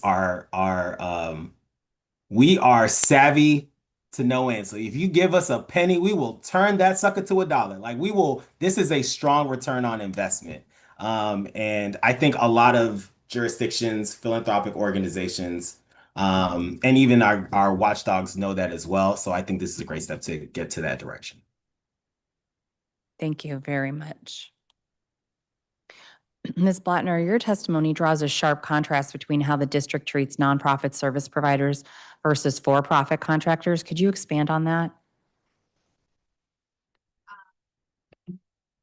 I did not bring any specific examples, but I, can recall contracts for IT services coming back for $1 million adjustments for upgrading the systems on top of what we've already paid them in millions of dollars. The contracts for, DGS type services for maintenance of whether it's rec centers or schools, all very important. But coming back asking for millions of dollars more than we had originally planned or budgeted. Security officer contracts, being allowed to increase millions of dollars every year, as they should, because every employee deserves a cost of living adjustment. But we don't extend that same grace to nonprofits who also have to pay their employees to do essential services of keeping our communities safe. I think those are just some of the examples that we see of the way that we budget for a for-profit organization. There's no questions asked of, keep your overhead low, keep your costs down, keep your staff adjustments, shouldn't have to be a consideration, but we don't, again, make that same assumption when it comes to a lot of our for-profit work in the city. Thank you. How would you measure success 1 year after implementation? And what should council oversight look for to ensure we've delivered on this promise to nonprofits? Sure. I think the first step, we really do have to have a handle on what this will cost so we can come up with a smart way to implement and phase in. I think we do need to be rightly concerned about the costs and how we budget, but that doesn't mean we don't do that. In New York, for example, at New York City, they did effectively a survey across all of the contracts that they provided to nonprofit organizations to understand what they were currently paying as an overhead rate on average. They found that they were paying approximately 7%, again, on average with their nonprofit contracts, which told them that there was a 3% delta between what was previously the de minimis rate for the federal standardization at 10%. That gave them an idea of how much they would need to add to at least meet the de minimis, if not go above to meet the true, a true agreed upon NICRA or other agreements for indirect cost rates. I think we should be doing the exact same thing to try to really understand what we are paying as indirects for all of our nonprofit service providers, so we have a sense of what the gap is. We get a sense of how we phase this in. And then the other thing that we need to be doing at the same time is really training our agencies to have this standardization process. As we have heard today from multiple providers, there is not formality or uniformity across different agencies, even within agencies for different programs, different grant types. It depends on the grant manager if they know to ask the question, if they know how to negotiate an indirect cost rate. And again, you shouldn't have to rely on winning the lottery with an employee who actually knows the rights around indirect cost rates versus not. And we also need to be thinking about there's grant authority and then there's contract authority. OCP has much of the contract authority, but there's also agencies that have independent contract procurement. And so again, there really needs to be a standardized process and training for all of our district agencies that do granting and contracting with our nonprofit sector. Thank you very much. Appreciate your testimony. Thank you all very much. You're welcome to stay, but I'm not going to have any more questions for the people who have already spoken. I'm going to turn now to Debbie Shore and then to Natalia Otero, and you will be our final two witnesses. Thank you. Just go ahead and mute yourself, Debbie, and then you can begin. Yeah, sorry. Hello, and thank you so much for allowing me to testify today. And thank you so much for pursuing the bill, which addresses with greater clarity and guidance the importance of compensating nonprofits for the full cost of delivering our vital services. I am Debbie Shore, and I'm the founder and executive director of Sasha Bruce Youth Work, which for 50 years has been providing services in the city to this past year, about 2,500 young people who are experiencing housing instability, who are in the justice system, who are in foster care.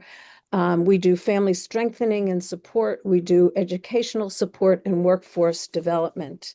We have a number of different programs, some of which are funded by the district, some by the federal government, about 20%, and we have about 20% of our funding that comes privately.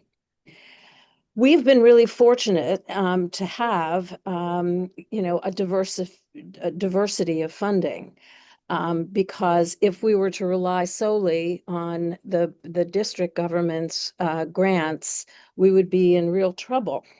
And in some ways, we're really at that cliff now. We have a negotiated NICRA of 17% with many of our district government contracts, because the bill that passed in 2020 allowed us to take the overhead rate. It did not provide any additional funding. And so though we won that victory, it was a Pyrrhic victory, because we were not able to really make much of a change unless we wanted to reduce services. And we really chose not to do that. We believe that we've reached the point where we cannot expect the kind of increases in donations that we have had over the past few years. And I wanted to share particularly about the programs that we are funded for homeless youth services, which have been flat funded for 7 years. This will be the 7th year, which just on the basis of inflation, that inflation was 27%. So we have each year needed to raise more money to continue to do the things that we need to do to have good quality programs, which is what I believe we all want. And I want to say, and everybody has said this, but I will again, that the important role that the nonprofits play cannot be understated. We are trusted in communities and in places that other governmental agencies, have a different relationship with many of the community members who have some concern about the government coming into their lives. And we play a really significant role in, being able to provide the kind of support, quality support that they need. But we really need a greater level of caring. I was thinking about the fact this morning that, if you take the operational definition of caring about something, it means demonstrating that there is, that you take care of what needs to be done. And the current situation, it feels as if we are not being cared for adequately. Our role in which we are so significant is not valued in the way that it should be. So I really appreciate that the current bill addresses the real cost of doing business, making a truer partnership, treating indirect cost rates as not as essential or as not essential, does long-term damage to the nonprofit sector. And I believe that we bring a lot of innovation and quality to the range of services. So I am very much in support of this bill. I feel like that I want to support all of the other people who came before me, who have been wonderful and articulate in also bringing the important reasons why this should go forward. And I'm very proud to be on the steering committee of the Nonprofit Fairness Coalition. And thank you so much for your support. Thank you, Ms. Otero. Hi, my name is Natalia Otero, and I am the Executive Director of DC SAFE. We are the largest and only critical intervention organization that operates 24 hours in the District of Columbia, and our role is to be where survivors are and try and connect and intervene. But more than anything, at our core, we are an organization that aims to protect residents and engages in a myriad of multidisciplinary programming with local city agencies as well as the federal agencies that are in the public safety cluster. So I'm here in support of the amendments to this act because this issue of sustainability for nonprofits is really important to us. And I really appreciate being able to have this conversation with all of you and that you're looking into this.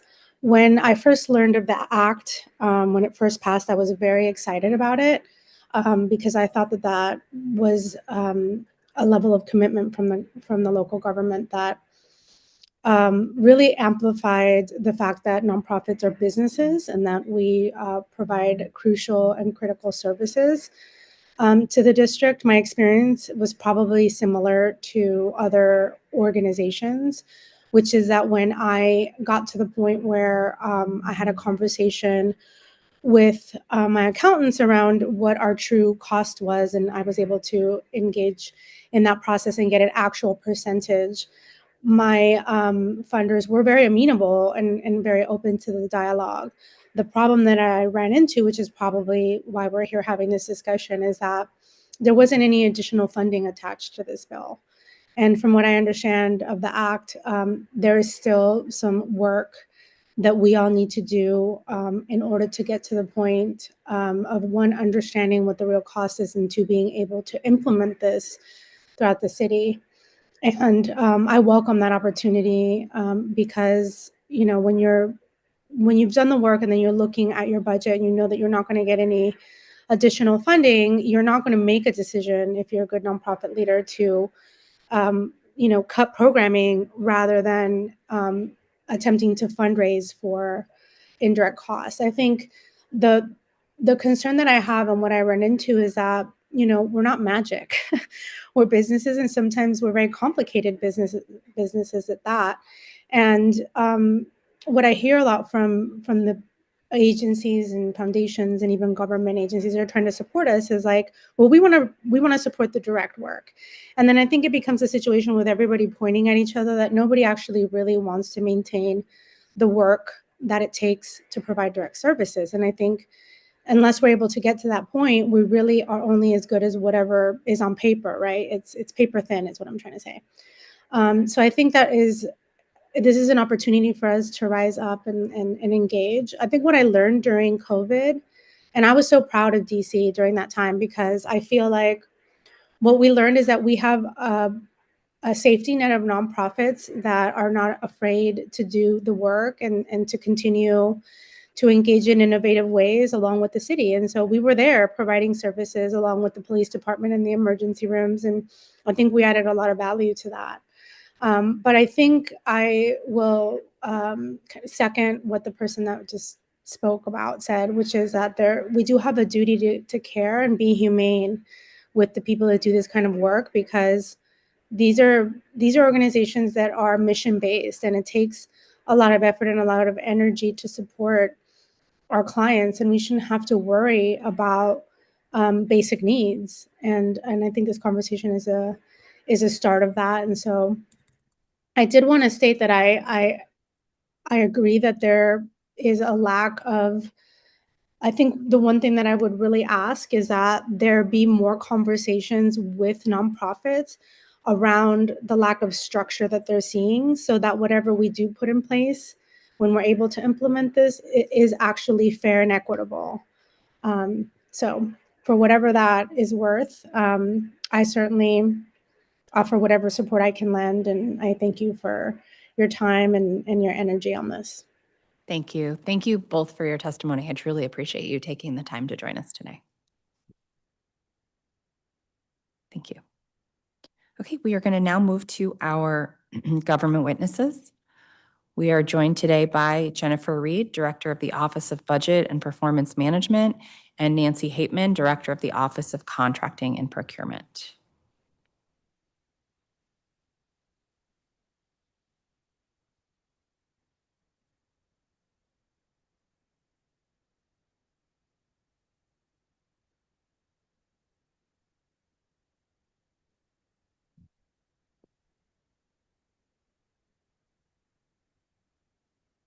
Great. And if you could both raise your right hands, do you swear or affirm under penalty of perjury the testimony you're about to give to the Committee on Public Works and Operations is the truth, the whole truth, and nothing but the truth? Great. Who's going to go first? Okay, go ahead. I'm sorry. I will go first, council member, and I'll be testifying on behalf of the administration. So for both of us. Great, thank you. Okay.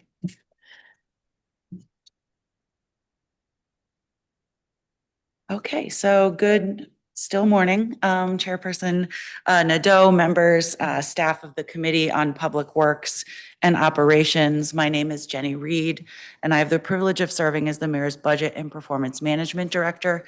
As you indicated, I'm also joined today by Nancy Hateman, who's our Chief Procurement Officer, and we will be both available to answer any questions that you have. I appreciate the opportunity to be here today to discuss Bill 26249, the Nonprofit Services Preservation Amendment Act of 2025. This bill amends the Nonprofit Fair Compensation Act of 2020 to provide compensation for organizations that contract with the district government. I want to begin by affirming the mayor's strong support for the vital role that nonprofit organizations play in delivering services to DC residents, particularly in the communities with the greatest need, as we've heard a lot from the public witnesses today. We recognize that nonprofits are critical partners, and we value the work they do in tandem with the district's objectives. After a careful review of the fiscal and operational impacts, I do have some concerns about advancing this legislation given our budgetary constraints. I am, however, very glad to hear both you and the public witnesses talk about the need to really understand the fiscal impact so that we can make appropriate choices in our limited fiscal environments.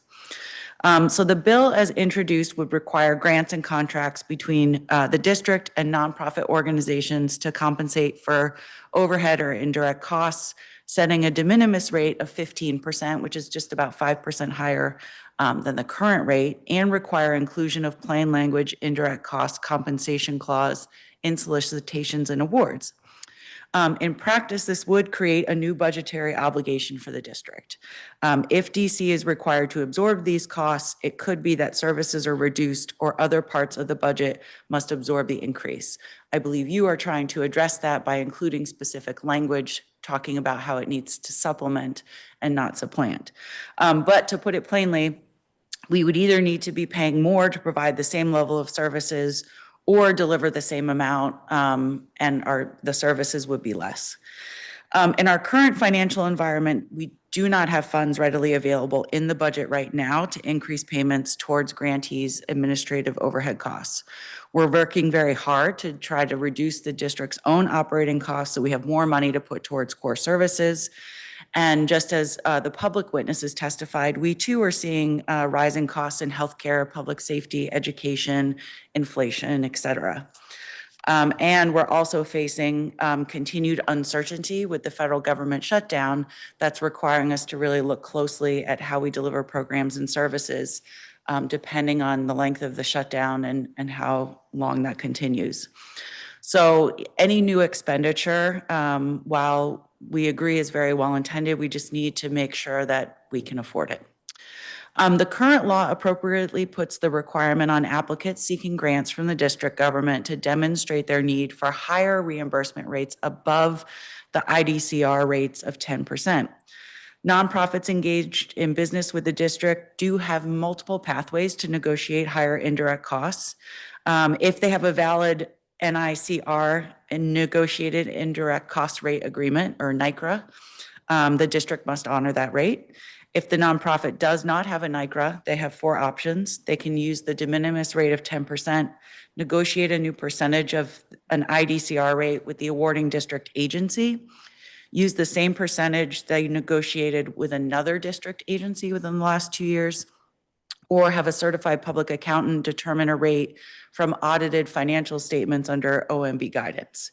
So we do have the ability for nonprofits to request more than the 10%. We do have some instances of nonprofits that are receiving that, and I can talk a little bit more about what we're seeing across the government. But so therefore, we do not think the incremental increase is necessary, since nonprofits have the ability to negotiate above the 10%. So in light of these concerns, I recommend the council consider some adjustments to align sort of with our current fiscal situation. We should delay any kind of implementation until we can receive a full fiscal impact analysis. I have heard you and the public witnesses state that as well, and very much appreciate that. I think it was unfortunate the prior fiscal impact statement didn't identify those costs, and it made implementation extremely difficult. We could work on a fiscal task force to make sure we can map out all those costs. I can talk later about some work we're already doing to be able to facilitate that, and perhaps provide some kind of flexibility or waiver mechanisms for smaller nonprofits with limited capacity to help with those who might be at a disadvantage. We very much agree with the intentions of the bill and agree that the nonprofit partners we have here in the district should be adequately compensated for overhead and indirect costs, which does allow them to continue providing high quality services. But we would like to continue to have sort of a flexible approach to work with our nonprofits. And we do know that in the upcoming budget, there are going to be lots of trade-offs and choices made with our limited resources. And so we absolutely need to make sure that we appropriately quantify this so that we can figure out the best path forward on implementation. Thank you for the opportunity to testify, and I am happy to answer any questions. Thank you very much for your testimony. I'm going to jump right in. As you may be aware, the fiscal impact statement for the Nonprofit Fairness Reimbursement Act of 2020, which this bill amends, found that funds were sufficient to cover the cost of creating a de minimis 10% indirect rate cost. In the statement, however, ORA noted several data sets that they would need in order to provide a more complete and precise assessment of the impact of that bill on services, including the following. a comprehensive list of non-grant contracts that are executed with nonprofits, current indirect cost rates provided to nonprofit grantees and contractors for every agreement, the NICRA or alternative measure for each district nonprofit contractor. Is any of this data currently being collected? So council member, when answering questions, I'll speak to the grants portion, and I'll of course let Director Hateman speak to the contract portion. On the grants portion, we do not have a centralized database that sort of collects and tracks this information. It is something that has been sort of very decentralized in its operation in district government. However, we have been working for several years now on how we could change that and creating an enterprise system that would allow us to really monitor more closely at a district-wide level what grants agencies are receiving, what they're applying for, and what they're granting out, either as sub-grants from federal awards or grants from district local loan funds. We have made progress. We engaged with our Certified Public Manager program that DCHR runs. It's a professional development opportunity for DC government staff to get additional training and certifications. And they work to develop for us what the requirements would be for an enterprise solution that would allow us to track this information. Now we are currently working with several agencies that do a lot of grant work to kind of refine those requirements and make sure we have sort of the necessary outlines of what would be most useful to both the agencies and the Office of the City Administrator, and are looking at building out a proposal for that. In the meantime, however, we've also done a survey of district agencies to ask those questions. So to understand for those agencies, do you have grant making authority? If you do, how many grants do you give out? And what is the indirect cost rate that you provide? We've received responses from most of the agencies. Some of those with really, really large, complex grant budgets have been given some extensions. But we are trying to build that data while we work on the enterprise solution so we can more easily answer some of these questions. Would the enterprise solution be housed under the city administrator's office? I think that's the right place for it to be. We do have a grants manager in the Office of the City Administrator, Alexina. She's with me today, and she is a one-woman shop in terms of doing grants work for the district. So she convenes our Grants Management Advisory Council, writes our grants guidebook and handbook, convenes that council. So we're able to kind of do some best practices work, right? Some oversight, accountability work, but we need more access to data to be able to do that on a more regular basis. What's the total amount of grant funds we expend each year or award each year, let's say? If I could get back to you, it's a lot. How does it compare to the amount of funding we spend on contracts? It's a great question. Off the top of my head, we do a lot more with contracts than we do with grants, but some of our grants are very substantial. So I think that, for example, we have about 500 million of just locally funded grants, but I want to get back to you also the federal funds that are subcontracted. I don't have that number off the top of my head. Yeah, like the Community Services Block Grant, for example. Right. Which will be tens of millions each. So why is it that our government has an Office of Contracts and Procurement, but not an Office of Grants Management? I think that the way district government has, at least from my experience in being here, it's been just a very decentralized operation. I don't know why that didn't exist. Under Mayor Bowser, we did bring in the grants management specialist position in the Office of the City Administrator because we felt like that was the appropriate place for it. And we do, suffer from a lack of an enterprise-wide solution, right? We do have DIFs, and that does track financing, right? The payments, but it doesn't track a lot of the like more narrative information or more supplemental information like an IDCR rate that you would need, right? And so that's where Alexina and the team have been really focusing is how do we build that enterprise framework so that we can have more insight into the actions agencies are taking and how they're approaching. Is that going to be compatible with diffs? Yes, that is the goal, is that they can talk to one another. You know, I think I heard from several of the witnesses that they have different experiences depending on which agency they're working with. And that is something that we want to be able to address, right? I mean, I think you've heard the mayor talk before. She is very focused on making sure the ease of doing business with the district government is simple, and that applies to nonprofits as well. So I think us having this visibility will let us be able to do more work to ensure there's more consistency across agencies. Yeah, but given the volume and the need for consistency, it does seem like it would make sense to have a system like OCPs where you have folks trained centrally and then embedded in agencies to make sure there's consistency and transparency. Is that something that you're considering? I mean, I think that we would want to ensure that the Grants Management Advisory Council does serve as a way to make sure we're sharing best practices. The grants manual that we publish every year does set a framework for agencies. I think we can probably leverage the existing folks within the agencies, but I think there could be more guidance provided to help make sure that happens. The other tricky thing will be that we can't control the federal process. So there may be some differences in federal subgrants that we're just not able to change. But on the locally funded grants, I think that's something that we can take a look at.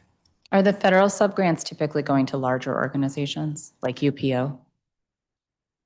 I would have to take a look. The agency that comes to mind that does a lot of subgranting is DC Health.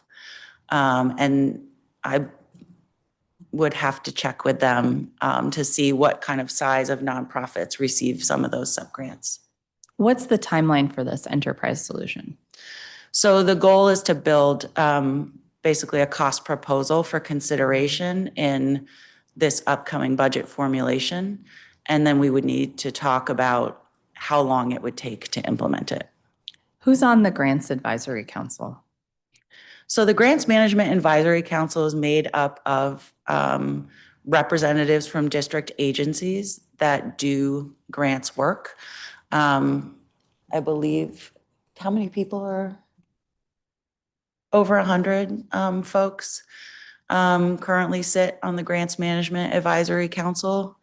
And they meet, I believe, on a quarterly basis and they hold a grants conference each year. We did invite the Coalition for Nonprofit Equity to speak at our most recent grants conference that was held this August. And we had a few members come from that coalition to present on a session that was about working with nonprofits. Okay. Where is the latest version of the grants manual? Is that a public document? I don't know if it is a public document. Is it on our website? It's on our website. On the city administrator's website? The city administrator's website. And we'll follow up and send you a direct link to it. Thank you. What happened to the report that OCP was supposed to issue by April 2021, analyzing indirect costs of nonprofits contracting with the district? Okay, at that time, OCP did issue a solicitation for a contractor to come in and do that study, which would lead to the report. And we were unable to award that contract. The available money was $250,000, and the pricing came in at double that amount. So we were unable to award the contract.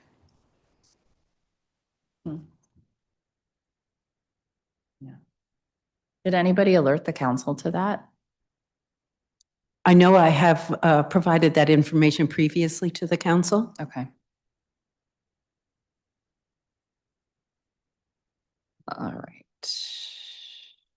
So one of the recommendations in testimony was a fiscal task force. Who would you recommend sit on the task force? Yeah, so I think that should be a combination of agency staff, CFO staff, OCP staff, so that we can figure out how to provide ORA with the data that would be necessary to be able to sort of fully cost out what a change in IDCR rates or other legislative changes would be. What's the capacity to actually do that? I'm not going to speak for for Nancy, but I will say on our end, I mean, I think we've already taken a first step by doing the survey of agencies to begin to collect some of that data. And I can't speak for the CFO either, but I think that we'd be willing to come to the table to leverage our ability as sort of a central oversight agency to collect data.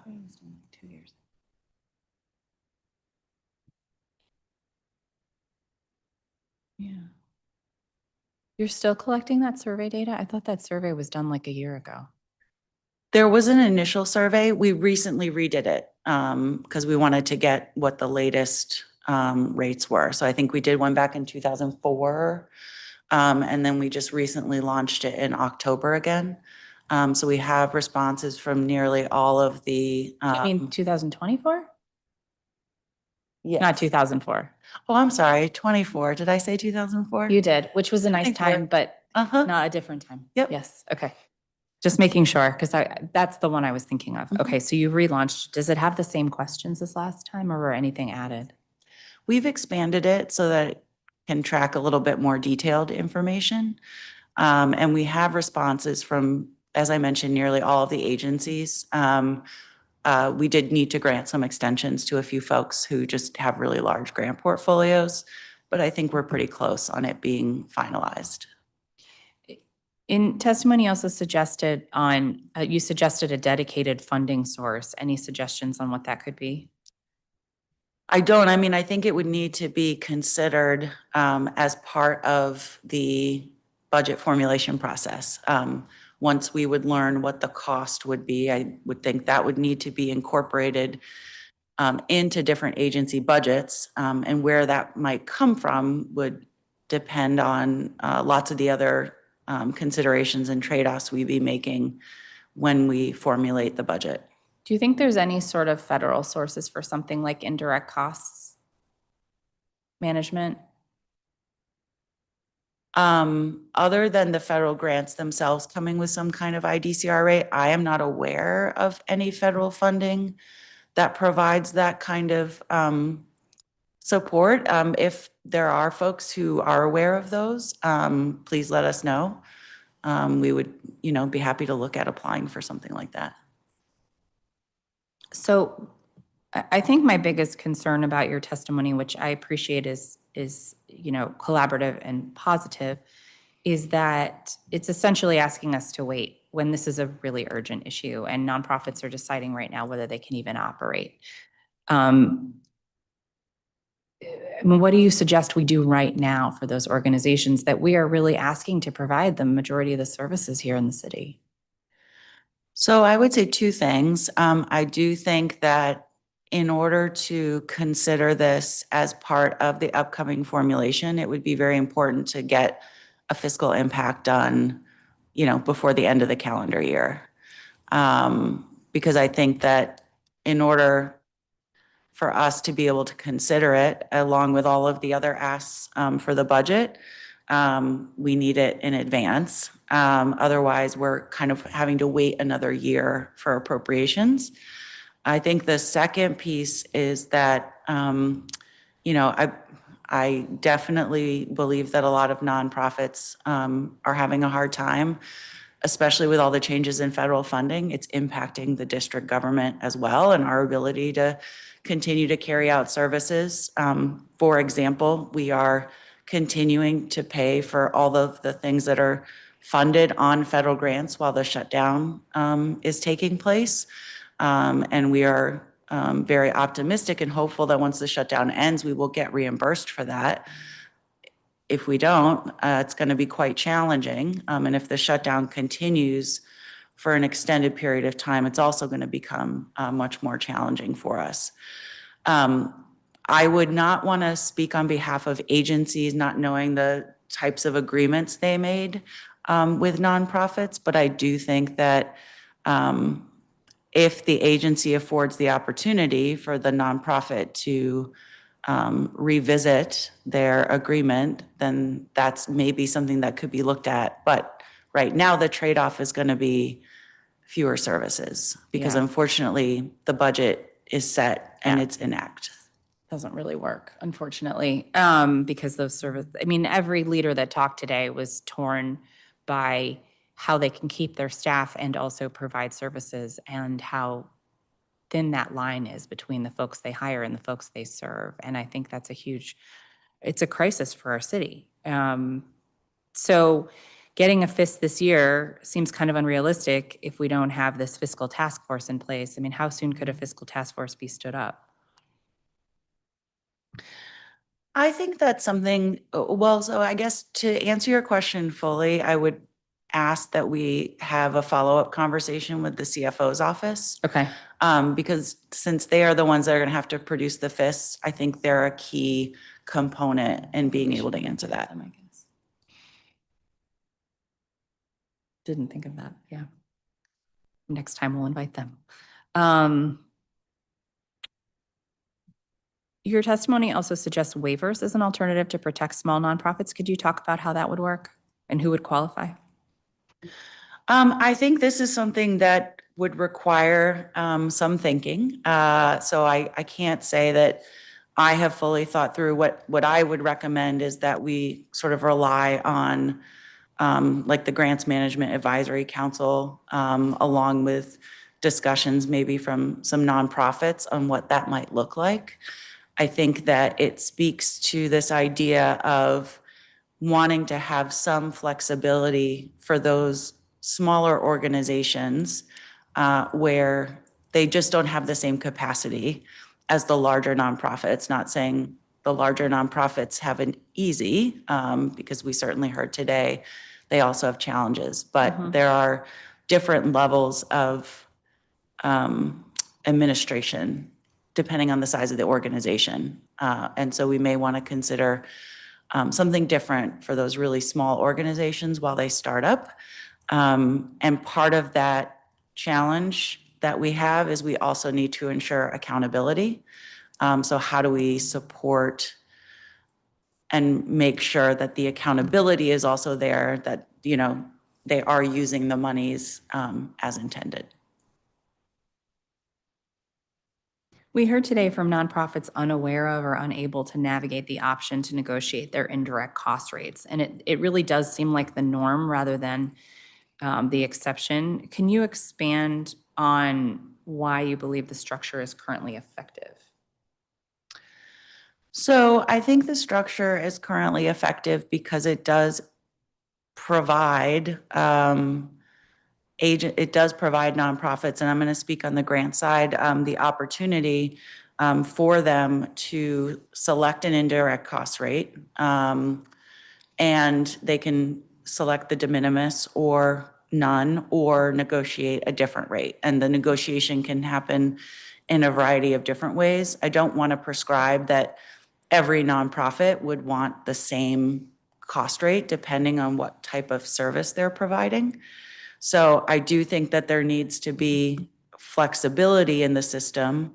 We have also done work to make sure that our agencies are well aware of the existing law, including in late summer, early fall, we developed the guidance, right, for all of our agencies, like an internal guidance document explaining to them what the law is, what the law requires, what they need to do on their part. So I do think that there has been a lot of training with Alexina and the GBAC. We have the internal guidance, the grants manual. We are inviting our nonprofit partners to collaborate with our grants specialists here in district government. So I do think that it is being implemented. Well, I mean, we heard from nonprofits today who have been around for decades that know how to apply for grants, that 5 years after implementing this law, it's still not standard language. So I don't think that's true. I would have to look at the language that the agencies are using. I unfortunately don't. This is why we need the database, right? I don't have access to the language in every single grant or RFA that's been issued. But it is something we can follow up. I mean, isn't and there a ask. lawyer who looks at every one of these grant agreements somewhere? You would need to ask the agencies. All right.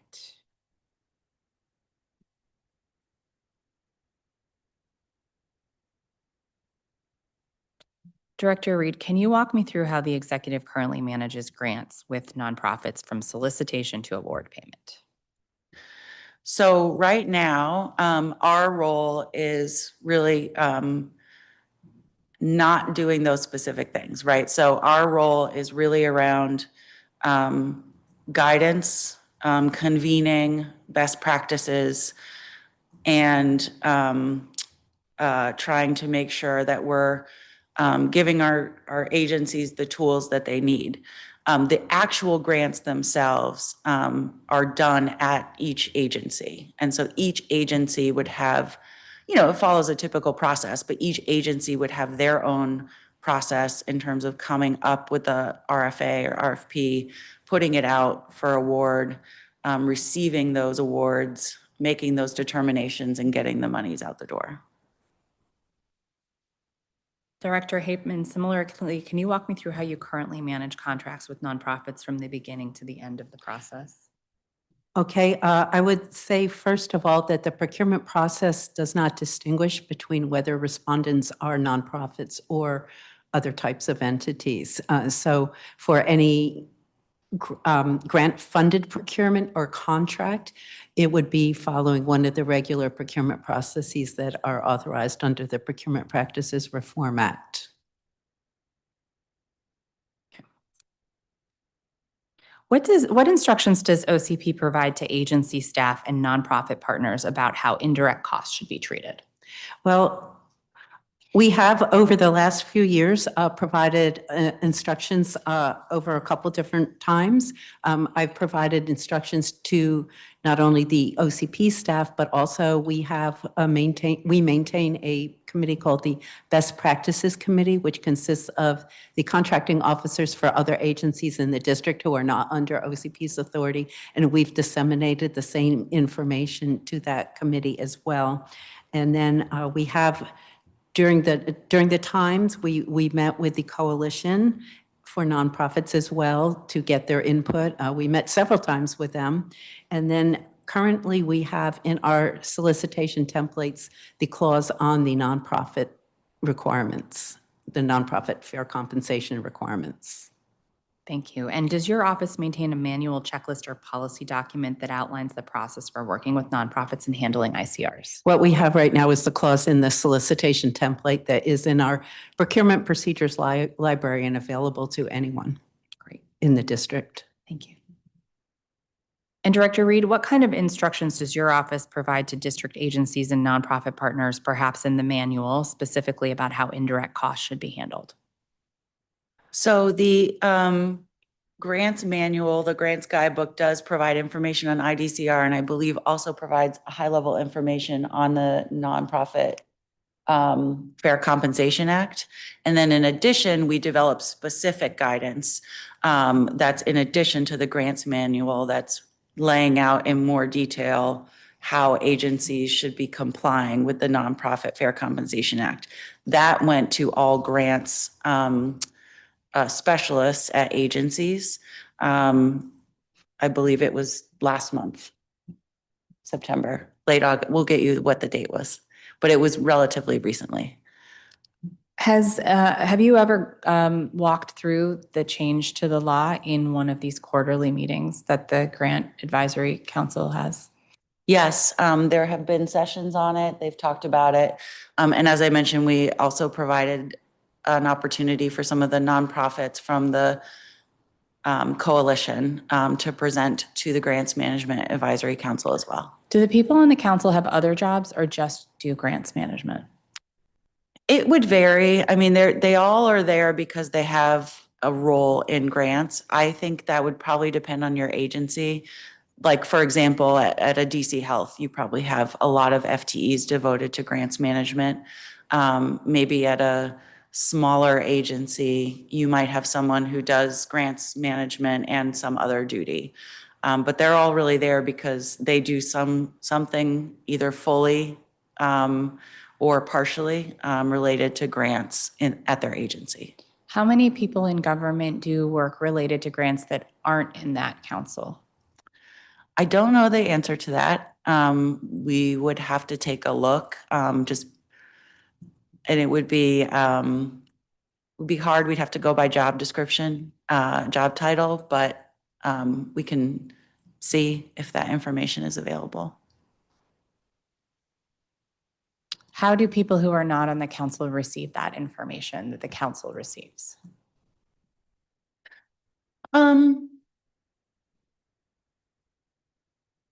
Yeah.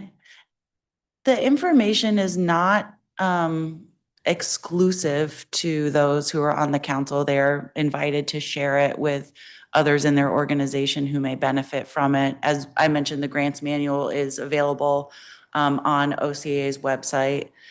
So we really do encourage a practice, a convening of those folks. And you know, agencies are eager to participate because they want to talk about best practices. They want to share challenges. And we want to make sure that they are implementing the grants delivery and monitoring and oversight in a way that's in accordance with district law. Director Hateman, can you please describe the current process your agency uses for handling indirect cost reimbursement? Well, with indirect cost rates, they would be part of the proposal that is submitted by any nonprofit in response to a solicitation. So they would sometimes when we ask for pricing, the rates are not broken. We don't ask for the detailed budget. We just ask for overall, what would you charge for something? So we don't get that rate specifically, but the nonprofit would be expected to include that in however they came up with the total amount that they want to charge the district. If the budget is more detailed, then we would look at it, but also keeping in mind that it would be within the parameters of the nonprofit fair compensation law, so that we would comply with those guidelines. Thank you. Director Reed, I have some questions about NOFAs. So is there any standard template for notice of funding availability? There's not a template that our office has developed that's standard. I would need to do a little bit of digging to find out if there was something created previously before I was in that role to know if there's something folks are using. Would it make sense to have a standard NOFA? Well, I think that's why we want to have the enterprise system, because I do think that we want to standardize how grants are delivered. Yeah, but you don't need an enterprise system to standardize text. No, I guess I was speaking to it as a result of wanting to have more of a handle on really like what's the current practice, so that we can decide like which tools would be most useful. So if you don't know if there's standard language, then you probably also don't know if most NOFAs mention indirect costs, mention the law and how nonprofits can apply to have their NICRA honored. I do not, but Yeah. it's something that we can, certainly survey the agencies to find out. I don't think, was it included in our survey? Okay. The grants manual does include some minimum standards of what should be included in a NOFA. So we can send you what that language looks like. So you who can see. does the quality assurance to ensure that the minimum standards from the manual are actually being included in the NOFAs that are going out? So right now, that's the responsibility of the agencies. We don't have, unfortunately, we don't have the kind of infrastructure in our office to be able to do that on a regular basis. What should a nonprofit do if they see a NOFA that does not include that language, but they do have a negotiated rate? Well, I think if the nonprofit sees a NOFA that they don't feel is appropriate, I think they should alert the agency, and they can certainly alert my office as well. And then we can follow up. Get ready. Great. We heard some testimony today about making that tough choice about whether to apply. If it says, for example, it's a fixed 10% rate, but they have a negotiated rate of 15 or 16 or 17. And so I think that's what I'm trying to get at here is what could someone like a Community of Hope do before applying? Now, they are more experienced and probably feel more comfortable saying to a grants manager, hey, what about this? As opposed to someone who's maybe trying to get their first grant or whatever from DC, but they've been doing federal grants management and they're a little anxious about, rocking the boat. But I think that's the point, is that if we can get that language standardized, then they don't even have to have that internal monologue. Okay. Yeah. I mean, I think I want to make, I don't want to accidentally get in the way of like any kind of process that an agency has been undergoing or doing. But certainly if someone thinks that there's something not right with some sort of solicitation, they should let us know and we'll look into it. Not sure what I want to do next.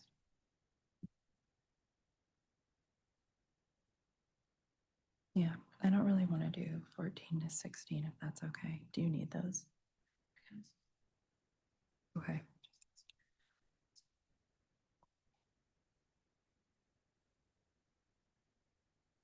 During the COVID-19 emergency, the city began offering bridge grants to small businesses to help them weather significant costs or financial losses, and continues to do so. Has the city offered anything similar to nonprofits?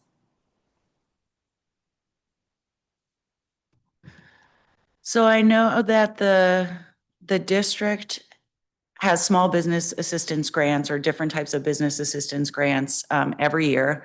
There were specifically some grants designed to help particular sectors during the COVID-19 pandemic based on like how they were affected individually.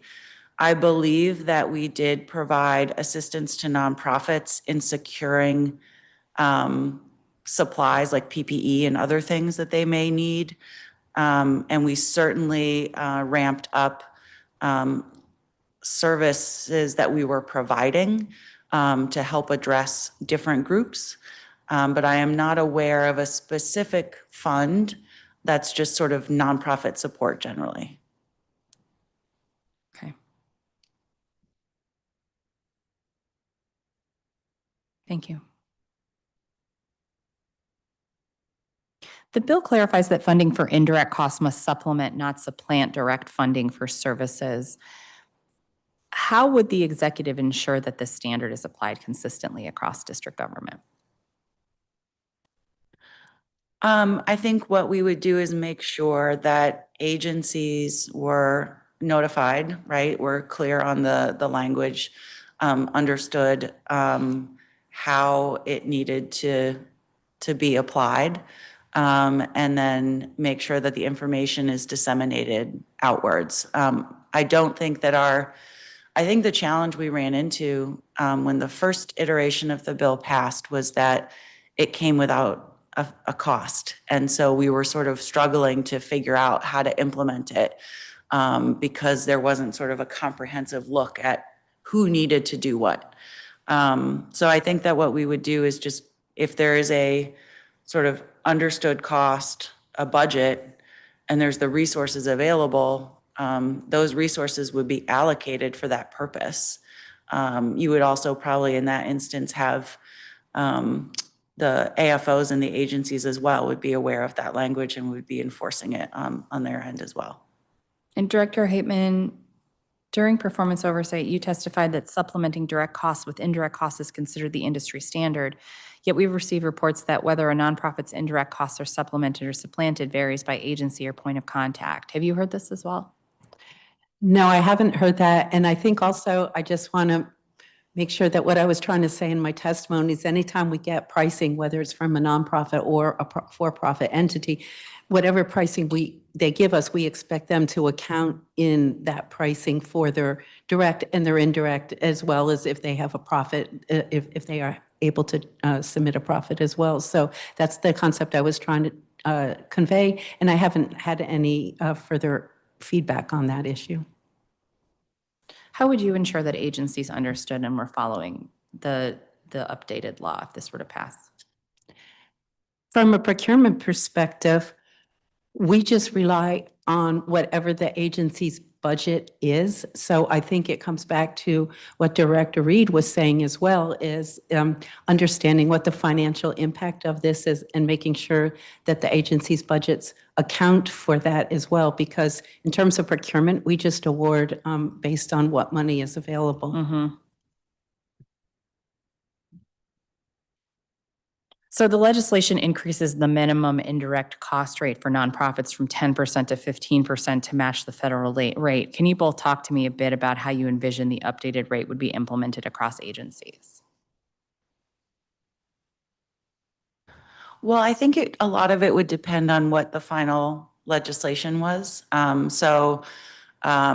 Let's say the council passes the legislation that included the supplement, not supplant language.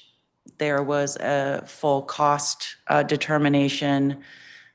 Presumably, as part of that cost determination, we would learn what sort of contracts needed to be adjusted by agency in order to meet the new cost.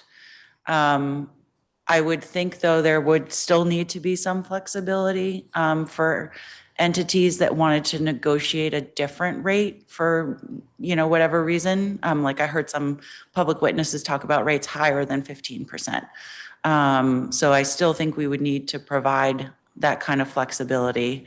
But that's why I think it's important that if this is to be implemented, it's included in an upcoming appropriation, because that's really how it would get done. Anything to add? Oh, okay. Director Reed, do you have existing data on how many of your current nonprofit partners already have federally negotiated indirect cost rates? So I have data from the agencies. Okay. And while it's not fully complete, and we can follow up when it is fully complete, like I said, we're pretty close. Of the agencies that reported grant-making authority, we have 34% that say they have grantees that do not claim, request, or include IDCRs, 35% compensated at the 10% de minimis rate, 9% at a rate below the de minimis rate, and 22% above the de minimis rate.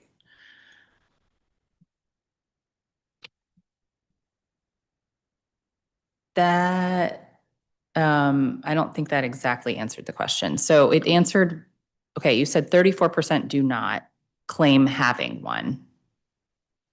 34% of all of the grants that agencies issue, 34% of those grants say that those grants that they issue, the nonprofit does not claim, request, or include IDCRs.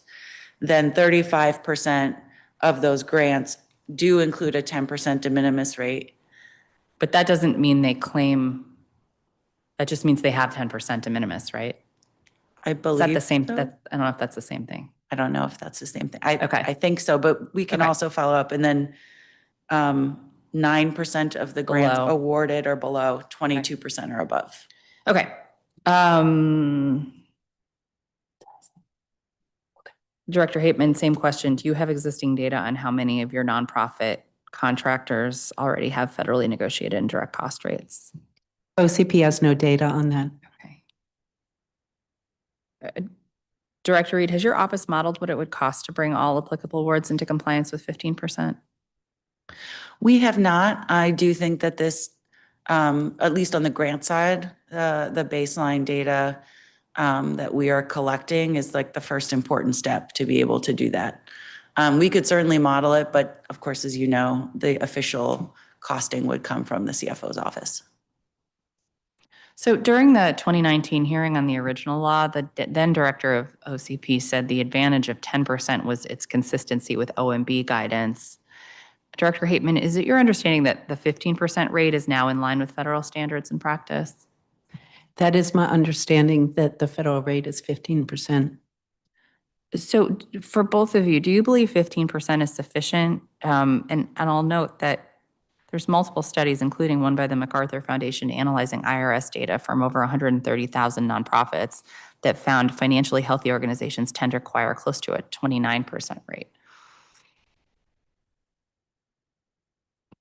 I can't say, council member, that I've looked at the suitability rate of an IDCR closely.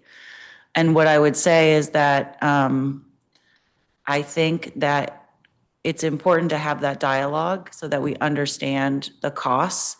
It's important to also, though, set up something that is sustainable, right? Both for the district and for the entities that are receiving the funds. And it becomes part of the conversation on trade-offs where if you are going to have more costs go towards indirect costs, if you're working from the same pie, it either has to come from the services or it has to come from somewhere else in government. So I think it's a discussion worth continuing to have. It's also one that necessarily just involves trade-off decisions. So the bill also prohibits agencies from using a nonprofit's indirect cost rate as the sole or determinative factor in award decisions.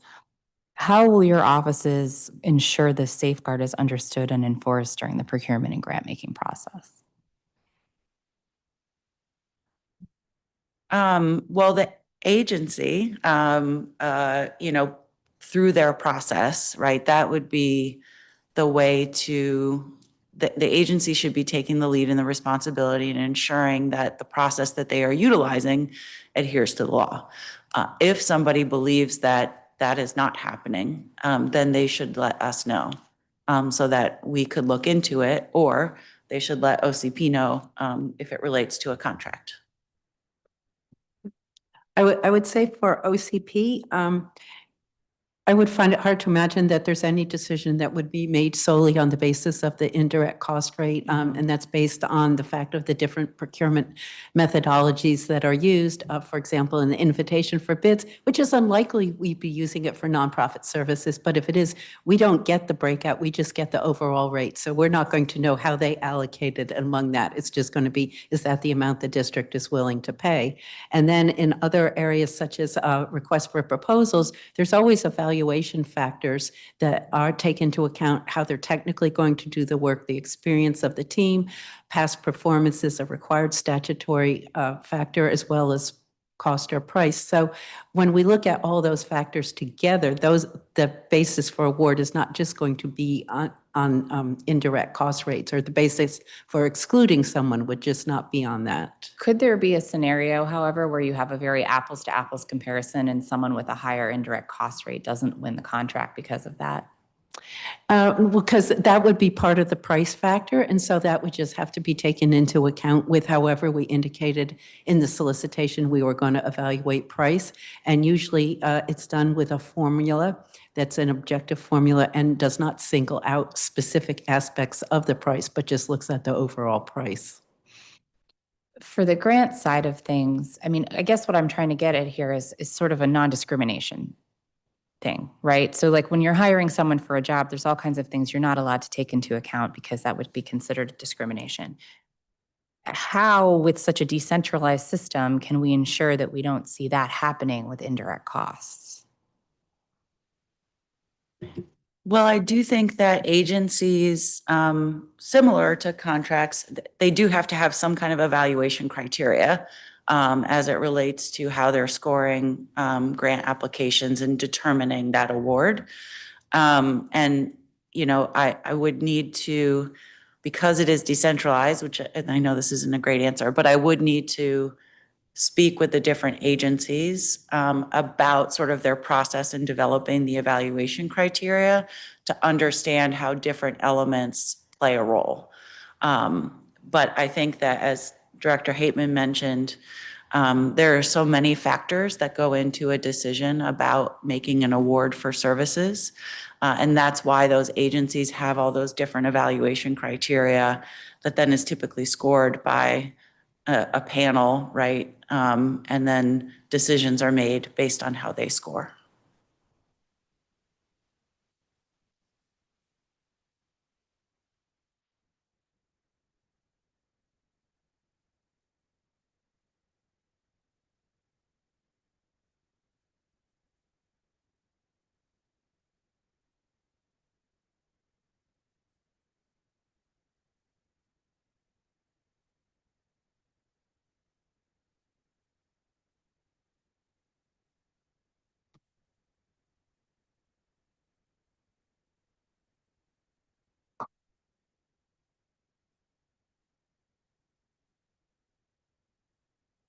Okay. Coming back to this enterprise solution again. I like the idea, and one of the reasons that I like it is because I also would love to see our government move towards a centralized grant application process. So for this is something that other states do, where if you're an organization that applies for grants from across the district, there is like a common app, and you don't have to spend as much time filling out different iterations of the same thing. So tuck that away as you're building, because I think that we're really behind on that. And given how much grant funding we manage, it seems like it's really time to do that. But what technology does not do is standardize everything when it's decentralized. And I guess, what is the plan for actually managing the humans who are using that? And how would that technology even actually create a setup where someone is reviewing this language and making sure it is standard? Because it seems to me like that's one place to find it all, and it's one place to put it all, but that doesn't necessarily guarantee consistency. So I think that we are still at the early stages of sort of figuring out how will we utilize this system. And I think the questions you just raised are good ones, and also speak to what are the goals, right, of this system. And so I think for us, part of it is just to begin with greater visibility into what is being awarded, and also how they're being monitored across different agencies. Also, then you have the ability to look at those different elements like IDCR rates or other sort of common factors. I think that the idea of looking at common templates or applications with, maybe some flexibility for specialized circumstances is really interesting, because as I mentioned before, the mayor is very interested in making sure we have ease of doing business here in DC, and that includes being able to apply for grants. So I think that there are a lot of things that we could benefit by having direct dialogue, both with the nonprofits as well as with our agencies that are managing the grants, to understand what would be most useful. And I think that we are doing that right now with our agencies. I think where we can go next is talking to our nonprofits and finding out what would be helpful for them as we think about, an enterprise solution. Thank you. Okay, so the bill provides 120 days to finalize standardized training for agency staff on indirect cost payments. Would 4 months be a sufficient amount of time to develop and begin annual trainings? I'll speak on the grant side. I think that 4 months to develop and begin the trainings would probably be sufficient. I'm not sure it would be sufficient to complete the trainings. Okay. But I think it would be sufficient to begin. I would echo that answer, and I'd also like to point out, related to that, is the fact that this bill also requires regulations to be implemented. Mhm. So the development of the regulations, I believe, is also 120 days, Mhm. and it's really hard to start the training until you have the regulations developed. So I think there is a little bit of coordination that So would that be would have to needed. be sequential timelines. Yeah. Mhm. Okay. Do you think it, generally, does it take the full 120 days to develop regulations for something like this? Well, I would say in general, regulations always take at least 120 days between the publication requirements that come after the regulation has actually been developed. Understood.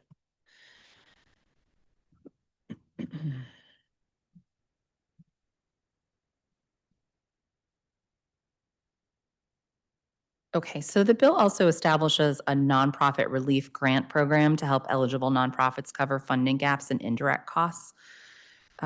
Director Reed, could you talk to me a bit about how you envision the implementation of the grant program?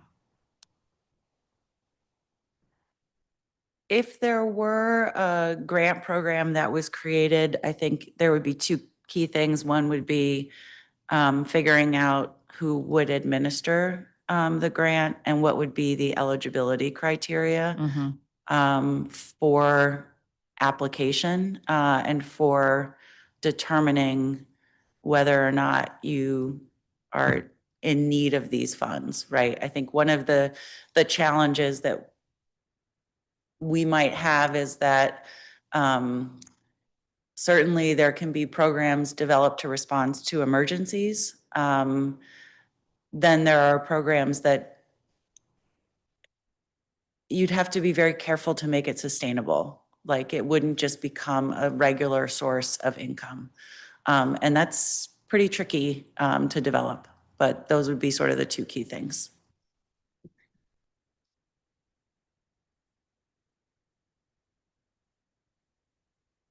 Just one second. Okay.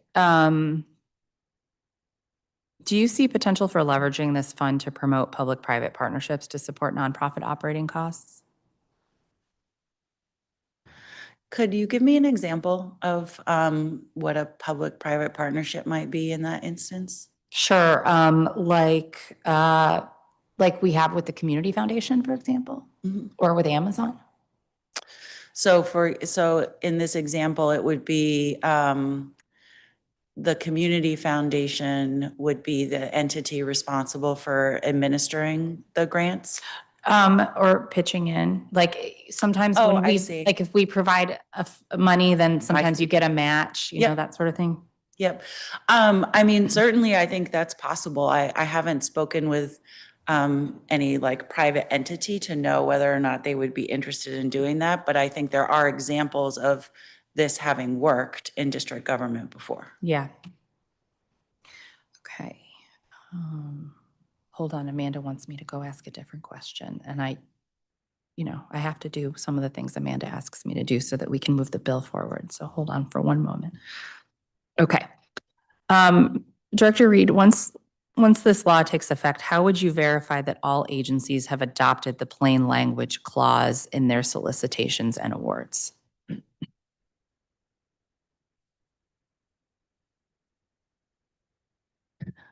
I think there's a variety of ways that you could do that. I'd want to think on it specifically because I would want to think about two things. One, not like getting in front of like holding up an agency's process, right? It's already sometimes kind of agencies have to go through a lot of steps before they can get something out the door.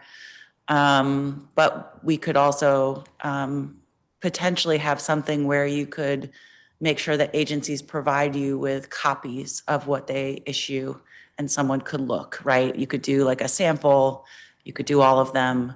So there's, I think, a lot of different ways to approach it. And I think there's certainly the ability to execute on it. I would just want to think a little bit about what the specific process might look like. And how would your office ensure that data was reported consistently across agencies so we can evaluate the law's effectiveness? That would probably be something, and it's similar to what we do. As you know, my office also includes the performance team, right? And with our annual performance plans and performance accountability reports, we do require quarterly data submissions from agencies, particularly for those initiatives and KPIs that have quarterly updates.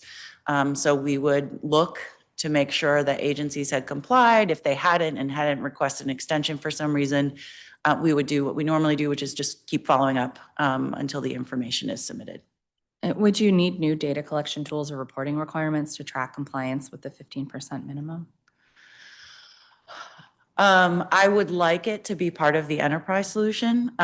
We could certainly, again, do a survey, but it's, I think, better to have like a consistent tool that can be deployed rather than surveys that are, sort of, when you have a consistent tool and consistent deadlines, agencies can plan. When you sort of throw things at them ad hoc, which I have done, sometimes it's harder to get information back in a timely fashion. So the legislation also has a phased-in approach. So several provisions phase in beginning in FY27, starting with grants and contracts of $500,000 or less and scaling up in subsequent years. Can you talk a bit about how your offices would coordinate to ensure those milestones were met? I mean, I think that in terms of, I think it would just simply be us having a discussion about how and what the timeline would be and how we would implement both on the grants and the contract side. I'm not sure if. So I guess I'm going to say Director Reed doesn't know what I'm going to say on the answer to this question. But on the last version of the law, we did not do the phased-in timeline because it would lead to situations where, let's say for right now, the law says $500,000 contract. Below, you get a certain, you can use a certain NICRA of 15%, but if it's above 500,000, it doesn't get phased in till the next time. So then we might end up with two nonprofits on the same procurement, one having a statutory requirement to use a particular NICRA and the other one does not have that same mandate. So on the last one, we just adopted a clear-cut date for just applying the law. Okay, that's helpful. Budget-wise, that may be a challenge, but that's from the operational perspective, that's what works for us.